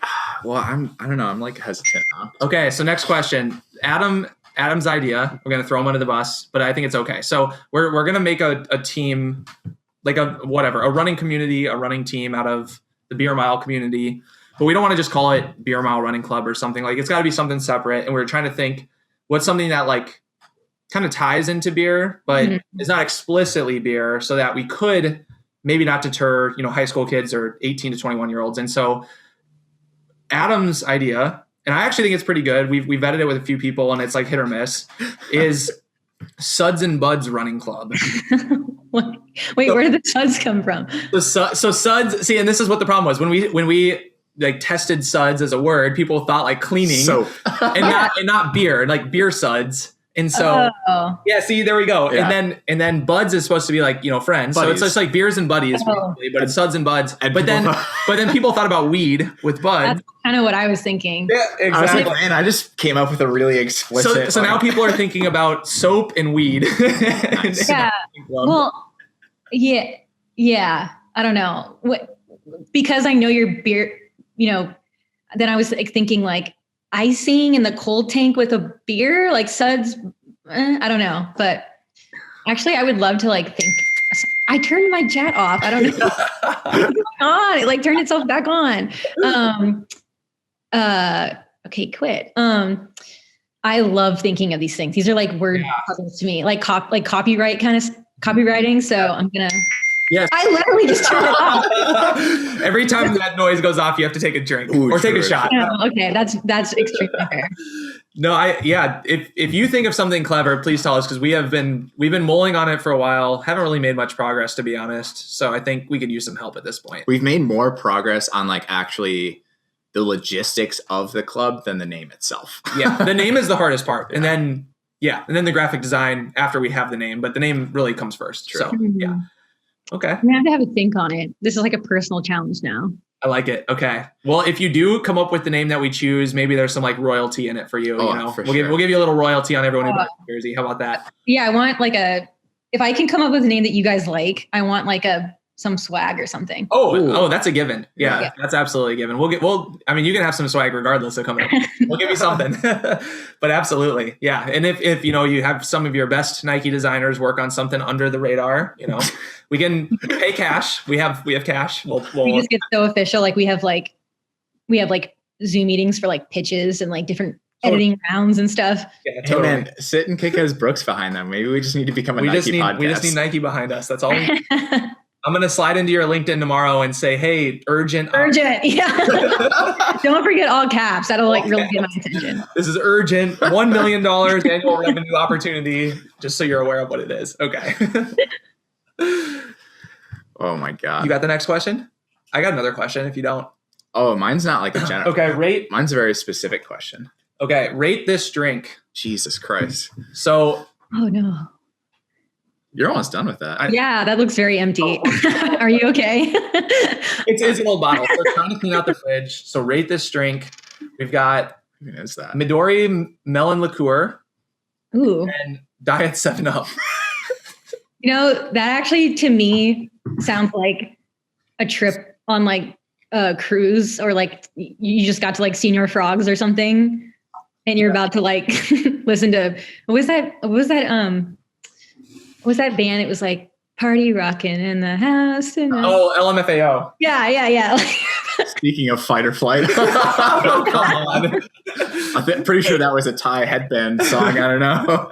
It's like a point of view right now. It's like it's 2009. You just got to Senior Frogs on your senior trip. Like you're wearing a neon headband. Jessica has a crush on you. That's what I just thought of with that drink. Jessica, that's great. That's great. I would have never had that come to mind. But two girls are making Chewbacca noises in the corner. Like this is what they're drinking. Oh my god. Oh man. Well, it's pretty tasty. Just so you know, it's not super alcoholic, but hey, I rate it. I guess I'm gonna have to come up with a question. My question is, what are the out of 10? What are the odds that you get Corey to come on the podcast for a web redemption episode? Oh, she would do it. Actually, if you like themed it up as like Corey has such an interesting background. Like she is like a woman with like 1,000 backstories. She would, yeah. Because I think we want to make people look good. Our goal is not to make people look bad. No, she doesn't care. But yeah, I feel like in her interviews and stuff, it's always about, of course, like running. But then, her dad was in the FBI and he did the security for the Athens Olympics. And she grew up in a house that was used in the Underground Railroad in 1800. So like she has like so much interesting things to talk about, which is like why obviously she's my best friend. Is I just think she's just so cool. So yeah, just like have her on and talk like, I don't know. Totally. Yeah. I mean, because I don't know if she responded to the one that I sent where we'll have to put it up on the green screen or something, but the response to your cameo, right? The cameo. So like she sent the video and then we like posted it and she responded. She's like, wow, you guys like really tricked me. I was like, oh fuck. She was pissed. I was like feeling super guilty, but I was like, actually, like we are like very serious. Like if you get Joe to do a beer mile, like we're like 100% gonna donate to the charity. Yeah. So yeah, the offer's still open. Oh, she'll do it. Okay, cool. And then we'll. So who else? If we were trying to complete all the bridesmaids on the Jen Gregson wedding, now we have Jen and Corey and you, and now who else do we have left at that point? Those are all like the runners, because then the other two she grew up with. So yeah, but man, that wedding. I mean, Ryan's side had some pretty talented runners, of course, but. That wedding was so much fun because of just like who was there. It was like, yeah, it was pretty awesome. And like a mini college reunion plus like in Australia. Yeah. And I was all emotional after, because I don't know if this is maybe just an Australian thing or I don't know, but they sign all their paperwork in front of everybody, like after they get married. Okay. So like the ceremony happens and then they sat in a table like right next to where they said their vows and whatever. And then they immediately do the paperwork and then you stand around behind kind of like in support kind of, I don't know. That was new to me. I think that must be Australian. I don't know. And then I walked back out like the closing.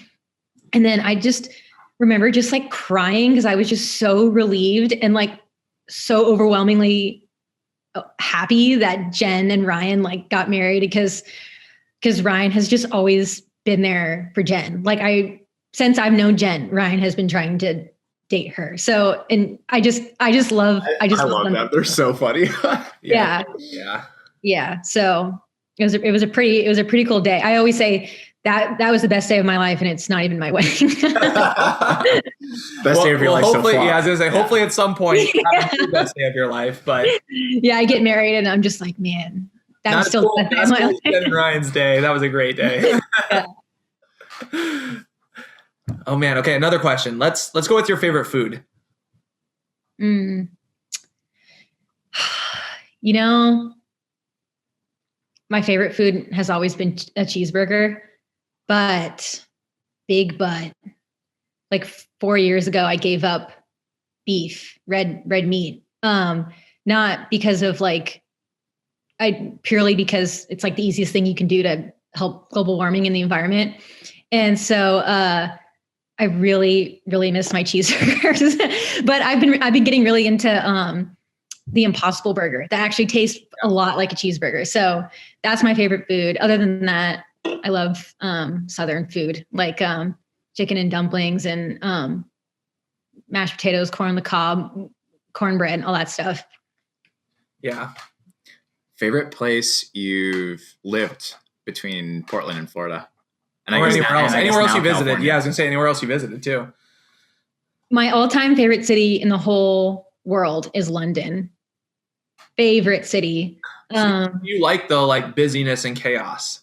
Yeah, there's just always been something about like British culture and Yeah. and I don't know, ever since I was little, I've just always loved it. And then when I was in high school, I had to write this like thesis thing to graduate. And so I did it at Cambridge between my junior and senior year. And it was like about insects. It was like something so weird. And so that was like the first international trip I did by myself. I was like 17. And so I think that sort of experience has a big impact on you when you're like a kid. But yeah, I love London. I would live there in a heartbeat. But between the places I've lived, I definitely enjoy living in Miami because it's so international. It's so cultural and it's so like vibrant and alive, and anything you want to do, you can do it like that, you know? But in the same breath, I think 4 years was like my max. Cause if you're there if I was there any longer, I would have like probably like burned myself out sort of, you know? So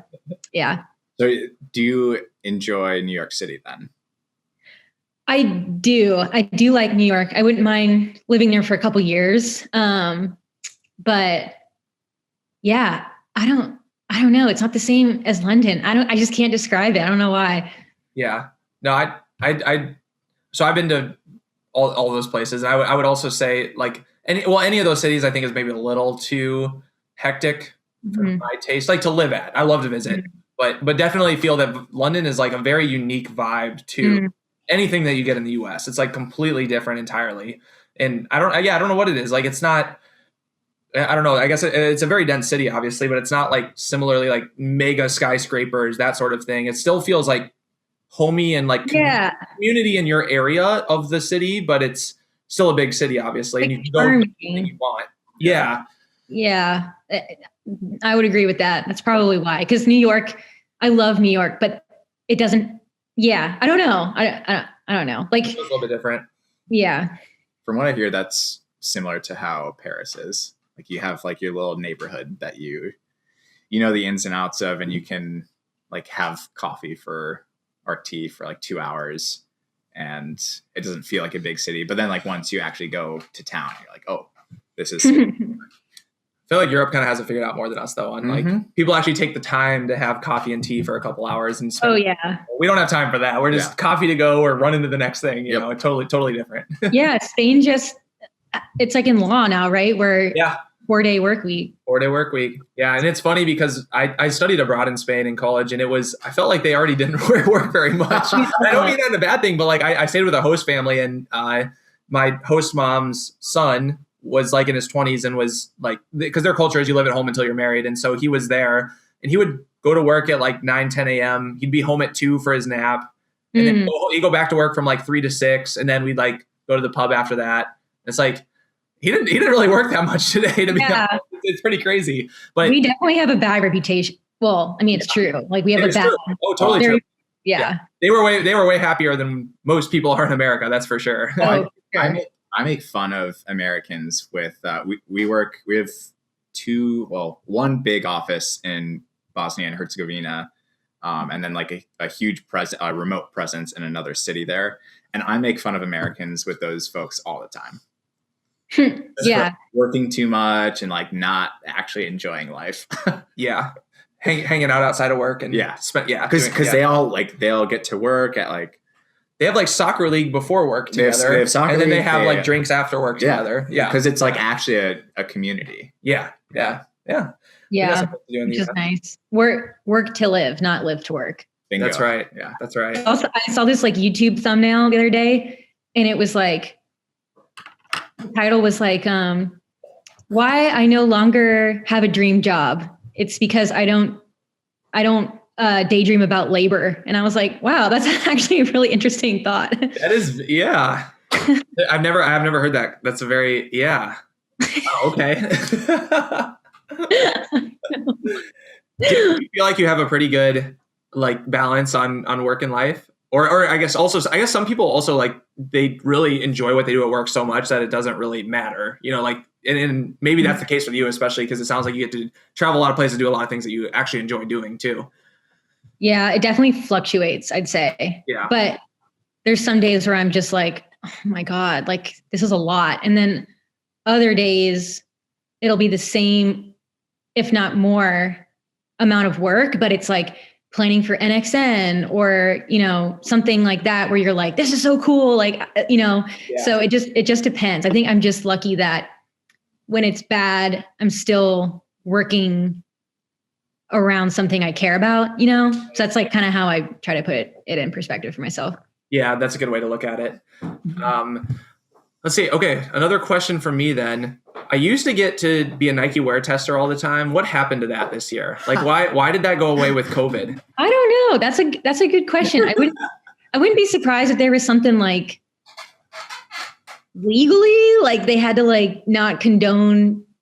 Yeah. I mean, could they like have sprayed some extra like, you know, antibiotic on it or something? Chris is just pissed he didn't get the Nike Peg 30. I got to wear the Vapor Flies before they were ever launched as a wear test, and it was amazing when they sent me that, because they don't tell you what the shoes are that you're getting. Mm-hmm. So I get these shoes in the mail. They're like, just wear these for 100 miles and tell us what you think. And I'm like, these are amazing. Like, these are the best shoes I've ever worn. Can I keep them? I was like, what are these? Like, they're great for easy runs and fast runs. Like, what the heck are these things? And then they came out and they were the Vapor Flies. And I was like, wow, that's super cool. And I've tested like a lot of the pegs and stuff. Like any neutral running shoe I've gotten to test. And I think I also get into a lot of them because I'm just size 10, which is like most common male size. So, but have not gotten any since like, I guess it would be probably like the Peg 37s, like a year before they came out. So basically like a year and a half ago. So I don't know. I really want to get back on that. My profile's still active. I just want to test I don't know. Do they like give you like a voucher or something for like a free shoe that you tested, or they send you a free shoe like once it's done?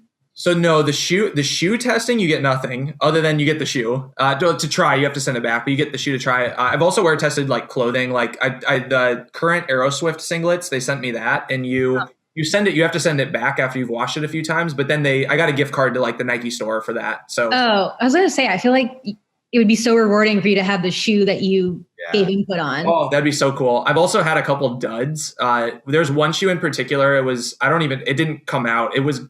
They deemed it as one of the Pegasus, but I ran on it one time on a gravel trail, and the rocks like hitting up against the sole of the shoe, the forefoot, the rocks like basically just compressed the material, and there was like a dome on the bottom of the shoe because the rocks like basically permanently pushed the material up. And so I wore them one time on this rock trail, and I was like, I can't even wear them anymore. They're ruined, and sent them back. And they were like, yeah, all the testers said that they were messed up.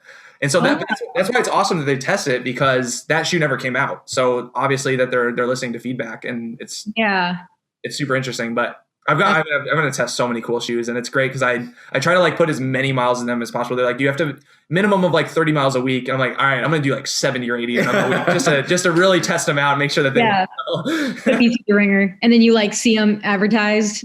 Yeah. And then it's like, you're welcome. Oh yeah. I knew you. And there's always improvements. Like a lot of the stuff that I'm assuming there's a lot of consensus on, like there have been multiple shoes where I'm like, oh, that could use more tread on the bottom. Like you made it way too flat, and so it doesn't work well off of concrete. And then the shoe will come out and I'm like, oh, there's more tread on it. This is awesome. Great. Okay. They listen. Yeah. Huh. That's cool. I wish that they shared more of the storytelling that goes into that. And then also the inspiration. Cause I like, for example, I remember when I don't know if you remember the Lunar Epic that came out like maybe 6 years ago. And it was like the whole thing was the cushion that you received or the absorption wasn't from the foam. It was from the lack of foam, like the collapse effect. And the inspiration behind that was, I forgot who it was, but someone was running on like a pine needle path. Yeah. And they said the collapsing of the pine needles, like over time, or something to do with like that type of trail they were on, like I don't know, like helps with cushioning. And so that's where they got the inspiration for the lunar epic. And so I was like, oh, that's like so cool. I would, especially if you're like running in a city and you want to, you know, somehow emulate running on a trail. But yeah, that's a great point. That would have been great marketing to say you're in a city, concrete jungle. Here's how you run on a trail. Just buy these shoes. And I would have probably done it. Yeah. Because I love trail running. So yeah, that would be cool if they shared a lot more of the stories behind that. I feel like Nike has a lot of like places to pull that from where it's almost like overwhelming, especially when you think about just like storytelling as like a very broad expanse. Like they have, it's funny to like walk in a Nike store and see like folks from Bowerman. And it's like, there's so many stories that you can use for the shoes and like other apparel, you know? That's true. It's true. Yeah. Yeah. And I don't know, the Bowerman athletes themselves are so interesting and hearing their take on it. Yeah. No shortage of marketing opportunities. That's for sure. Exactly. Yeah. What's the term? Like, embarrassment of riches, when you just like have so much to work with. Yeah. Yeah. Yep. But do you have any? I got one more question. Do you have any others? I have a closer. If you want to. But is the closer the same? You say yours first. All right. Cool. So do you maybe not have one then after this one? Sure, depends on what you say. All right. Cool. You might have the same thing in mind as me. All right. My final question is: if money were no object and you had one day left to live, what would you do? Whoa. That got deep real fast. Yeah. Ooh, man. DM every CEO on LinkedIn and see what sort of job I could get on the last day. Yeah. Very good. I would be with my family, of course. I think I would just like, I know kind of the layup question or the layup answer would be to do something extreme or, you know, be crazy or like live light extreme. But I'd really just love to I would like teleport everyone I love, like my family, Corey, Jen, you know, all that stuff. And I would love to just like, it sounds boring, but just go to the beach and like hang and like have some beers and just like, you know, when you're in those moments where you're like, if I could just freeze this forever, it would be okay. Like when you're on the beach and the sun's setting with your friends, you're just like chatting and there's like nothing too special about it, but you're like, if I could just live in this vibration forever, it would be okay. Like I don't need to like go to the clubs or like travel, or, you know, I'm like very happy right here. I think that would be a great last day. I don't know. That's like very close to, I think the only addition I had on that was adding a fire to the beach at sunset. Smart. Don't follow me. That's my answer too. So it's a great answer. It's a good answer. You don't need it to be like a stressful last day where it's like for the first hour I would go skydiving and then I'd go bungee jumping and then I'd go do this and that. That's too much. Hopefully by then I've already like done all that stuff. So true. Yeah, that's a good point. Yeah.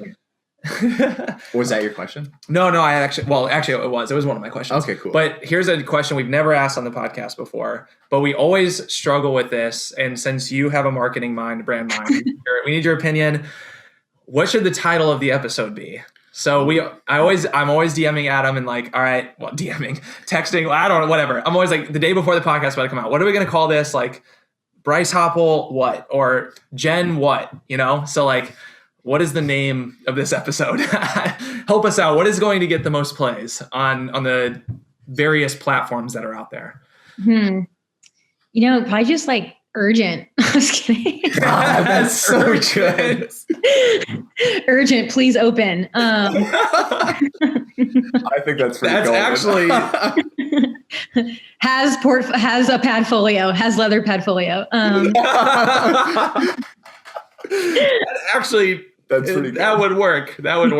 There's something about putting all caps in the title and like breaking or urgent, and people just know. They know they got to listen to it. So like, oh shit, is there like breaking news or something? And they just like watch the podcast. I keep like waiting for the news.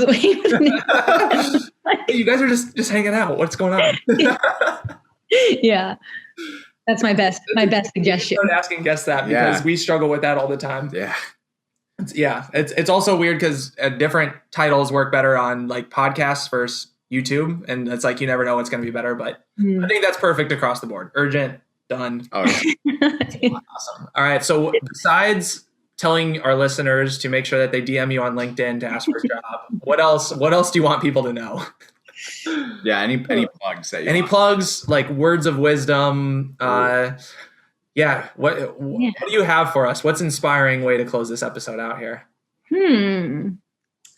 It's a really good one. I guess I don't know. There's like one of those things when you're going to sleep or you're in the shower and you're like, I wish I just had a platform to say this thing, and then you get to the moment. It's like, can't think of it. Yeah. It's like the same thing as I saw somewhere where it's like, you never feel more boring than when someone asks, what are your hobbies? And you can't come up with one thing. Yes. Yes. I don't know. I guess a good closer is, times are interesting right now. Be kind to yourself. Everyone's doing the best that they can. And that we are very lucky that we're in a sport that we can literally walk out of the door and do anywhere, anytime, really shoes is just not even a requirement sometimes. So I don't know, I would just say it's pretty cool that we have this sport and that we're runners and that we're all in this kind of together and yeah, go on a run today and just celebrate life. I like that. I like that a lot. I think I'd say best words of wisdom we've ever had from a guest. I don't know if we solicit them super often, to be honest, but that's actually really good. That's better than, we're just going to take that clip and we're going to put it like in our intro and outro, and we're just not going to talk every episode. Yeah, we're just not going to talk. We're going to say, okay, closing out, here's our words of wisdom. We're just going to cut to that. That'll be better. We'll milk that for sure. Kind of like the Mr. Rogers ending where it's just like, okay, yeah. Oh, life's pretty good, man.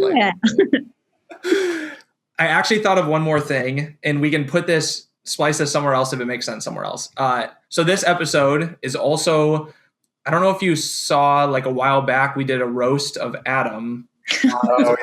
So this episode is actually our roast of me. And so we don't have a ton of roasts, but they're quality. We've got David Melly, we've got Kyle Merber, and a few other listeners that have sent stuff in. So if you want to add a roast right here, you can. If you don't want to, totally fine too. If you want to add one later, we can always splice it in a couple days too, if you want to think on it. But yeah, if you have a roast to add, feel free. I don't get my feelings hurt. Let's hear it. It's all in good fun.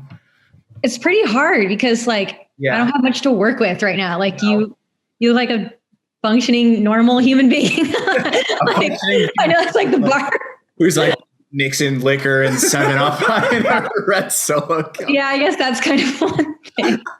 I guess the fact that you had like barely enough liqueur left to like make that example. But I did a roast once of Corey, and it was like ended up just being hugely like complimentary, and so I couldn't even handle that. Like it was just like, she couldn't go out. She like never drank in college. She just was like so healthy and like would just bake instead. Like everyone's like, you're okay. and yeah, what's the issue? I don't know. I'll have to give it a thought. I'll put that with the running club. Yeah. Yeah, you've got a few days. This will come out on probably Tuesday or Wednesday next week, depending on how much time I have Memorial Day weekend to work on this. So you've got a few days. By Monday or something like that, shoot something our way, and we'll include it if you have something. How much money would you pay Corey if she sent in a roast? Oh, well, could you get Corey to roast me? Maybe that's like your your eye for an eye. Redemption. Yeah, I like that. Yeah. I mean, if you can get her even a one-liner, just like a one-line video of her to just give me some sort of roast, that would be epic. Corey can get feisty. Good. Yeah, you can get feisty. Like good. I mean, I was gonna say some of the stuff that our listeners send in is pretty like. I was gonna say it's pretty. They got me good. I'll put it that way. Like they hit their stride with you. They were kind of figuring out their formula with me. Yeah. And then I think everyone saw Dave Mally's and they're like, oh, Comedy we Central. can go a lot harder. Yeah, we can really dig in. So I doubt that she can be meaner than what people have already been to me, which is a good thing. That's the point. So I'm thick-skinned. It's okay. I'll see what you got. I'll do like the celebrity shot, Corey. Perfect. Oh, I mean, that would be epic. So the other thing that we'll probably have to do with you sometime, maybe you need a partner, maybe you don't need a partner, but you said you're very competitive. We're probably going to have to play Flip Cup sometime as well. Yeah. I think that's a given. So maybe we'll set up some time for that, and you can bring in a partner or you can play us 1-on-2 and do double. I mean, it's really... you know what we should do is Michael, my boyfriend. Yeah. Insanely competitive. And like, oh my God. I know he has to be like for his job, and he's over at his friend's house right now who's like also insanely competitive. Like I bet he would be like, it's one of those things where like you start out all in good fun and he just like starts sweating, you know? And I'm like, are you good? It's like, you know, hey, Michael, is this like a new friend that we're introducing to the group? Like, let's chill. He just like flips the laptop. Perfect. Let's coordinate something. That'd be fun to play Flip Cup with y'all. I mean, whether it's, whether it's recorded or not, just for the hell of it, it'd be fun to play. So that would be fun. Yeah, because we have yet to find anyone who can challenge us. Not that we've challenged that many people, but pro runners so far not too great at Flip Cup. Typically, we do like a 2-to-1 or a 3-to-1 ratio where we're drinking like 3 times. Usually they do water, and then we're drinking like we're actually drinking 3 beers a piece, and we'll still beat them. So but like jokes on them because you're getting better. As you drink. Yeah, and every round getting better as we get warmed up. Yeah, exactly. Yeah, I love to do that. Okay, cool. Awesome. Thanks so much for coming on. Really appreciate it. Yeah, thanks for having me. I was looking forward to this.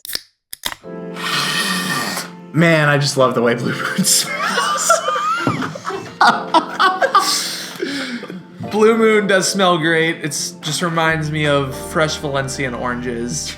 I love that you know the type of oranges. It's Valencia oranges because those are the best oranges in the world. That's what the marketing tells me. Just like the marketing at Nike, Mandy told me a lot of great things this episode. She did. We learned a lot. We talked about a lot of things. Dude, we don't need to recap it all.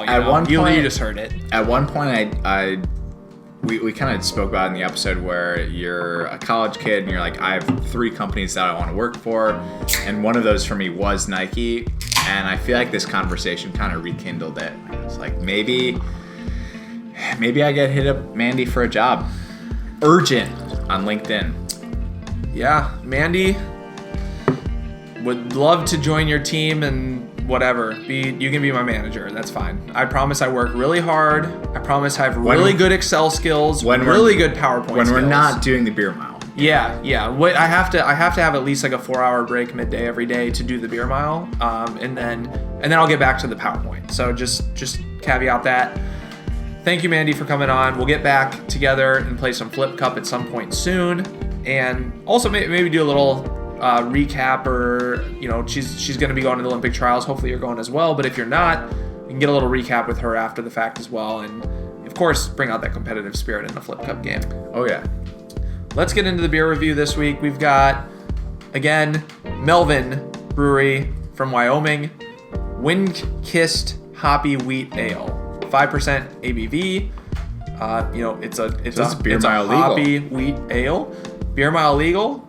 This is a 16-ounce tall boy that was sent to us. Shout out again, Janie.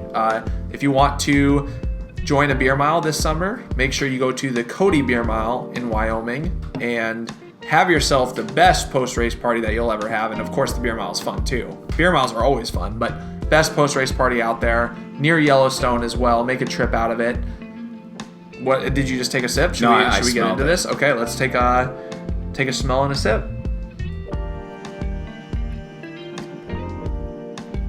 Oh man, so supposedly a wheat ale tastes a little, or hits a little bit like an IPA. A little bit, yeah. A little bit, or actually not an IPA. Hits a little bit like a pale ale. I would say, before we get into the rating, I would say 5% ABV. Usually when we say that's free real estate, it's for a little bit higher ABV, but I think for 5%, that's free real estate. Oh, okay, you're going out on a limb here. So you're saying by saying that, you are also saying that it's very drinkable. Yeah, I'd say, I mean, it influences both taste and drinkability. Okay, so you're saying it's very drinkable. I guess while we're talking about it, let's dive right in. Yeah, drinkability out of 10. All right, drinkability out of 10. 3, 2, 1. 7 and Adam 7, Chris 6. Yeah, what number is that, buddy? 6. Okay, cool. 6. I was thinking about doing high. I don't know. This one's tricky. I feel like I'd need to drink a full one to know if I would want to drink another. Kind of keeps you guessing a little bit. Yeah, it's. I mean, yeah, the hoppiness is. See, that's the thing. Obviously, very good, but I don't think because it's a little hoppy. I think it's it's great to have a glass or a pint of, but I don't know if I would want to order this twice. I think that's the difference. I think this one is like a responsible 6-pack of these. Granted, not like in a 16-ounce. Yeah, see, I don't think I could do that. I think this is one where I'd go to the brewery, I'd order this, and I'd have one, and I'd be like, okay, I'm satisfied. I'm gonna go to something else. And that's not to say I don't like it. So let's go to taste. Okay. What am I gonna do? Okay, here we go. 3, 2, 1. 8 and 7. Okay, all right. Yeah. So close enough. Yeah, I think taste on that one, there's nothing that really throws me, like, that catches me off guard, because it is just like a wheat ale, but there's nothing bad about it. Like, it's really good. It's a very solid beer. I think the only reason it doesn't get a 9 or a 10, there's just like no unique quality about it. Like I think we talked about the Dreamsicle one had like an X factor for you, whereas like the most unique beer that you've had. Right. This one is like really good, but it's missing that little something extra for me. I'm with you. I mean, it's not, it isn't like above and beyond anything else I've ever had. It's a very solid beer, but I'm also just a little, like, the hoppiness is not necessarily my favorite thing. Like, I like a little hops, but I'm not a big hop guy, And that's also true. If you see me on the basketball court, not a lot of hop, to be honest. Not much hop going on there either. That's fucking amazing. That's amazing. Yo, you know what I didn't realize with my stress reaction or stress fracture is, like, we might not get to play basketball for a little while. Yeah, probably not. So, listeners, if you've made it this far, and you've been watching us for a while, obviously, because you made it this far, comment below if you want to see Chris and I just crush the shit out of Chris's wife and my fiance.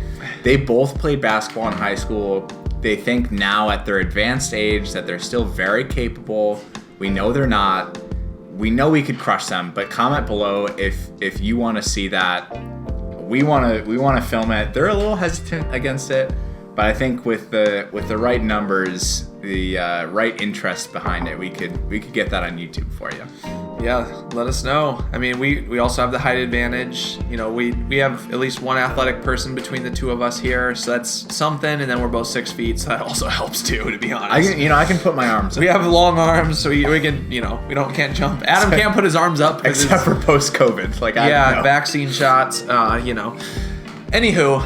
Do you have any words of wisdom? Like, what are we closing out with? Well, I mean, do you have an X factor, or are we breezing by that? My X factor is listener beers always hit different. They do hit different.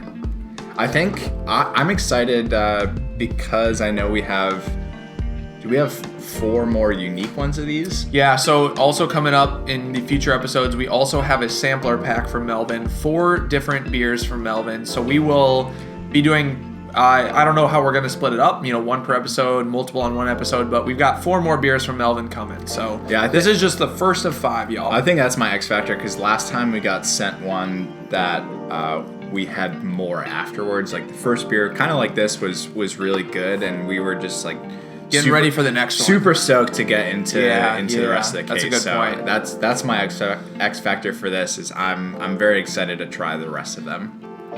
Couldn't agree more. All right. Words of wisdom.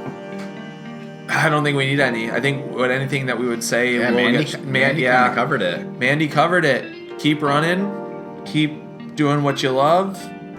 Keep loving what you do. Keep loving what you do. And sometimes that means staying true, drinking a brew. Sometimes that means eating ass, running fast. Sometimes, everyone has their different thing, and whatever that is, enjoy. Just enjoy the sunset on the beach with a nice LaCroix or beer cracked open. Oh, and that was a great interview. I feel like we can't do that. I feel like we can't do that at all. That's not a good way to start. No. I want to name my kid Robert Robertson. I fucking hate that. Just add 3 letters each part of the name.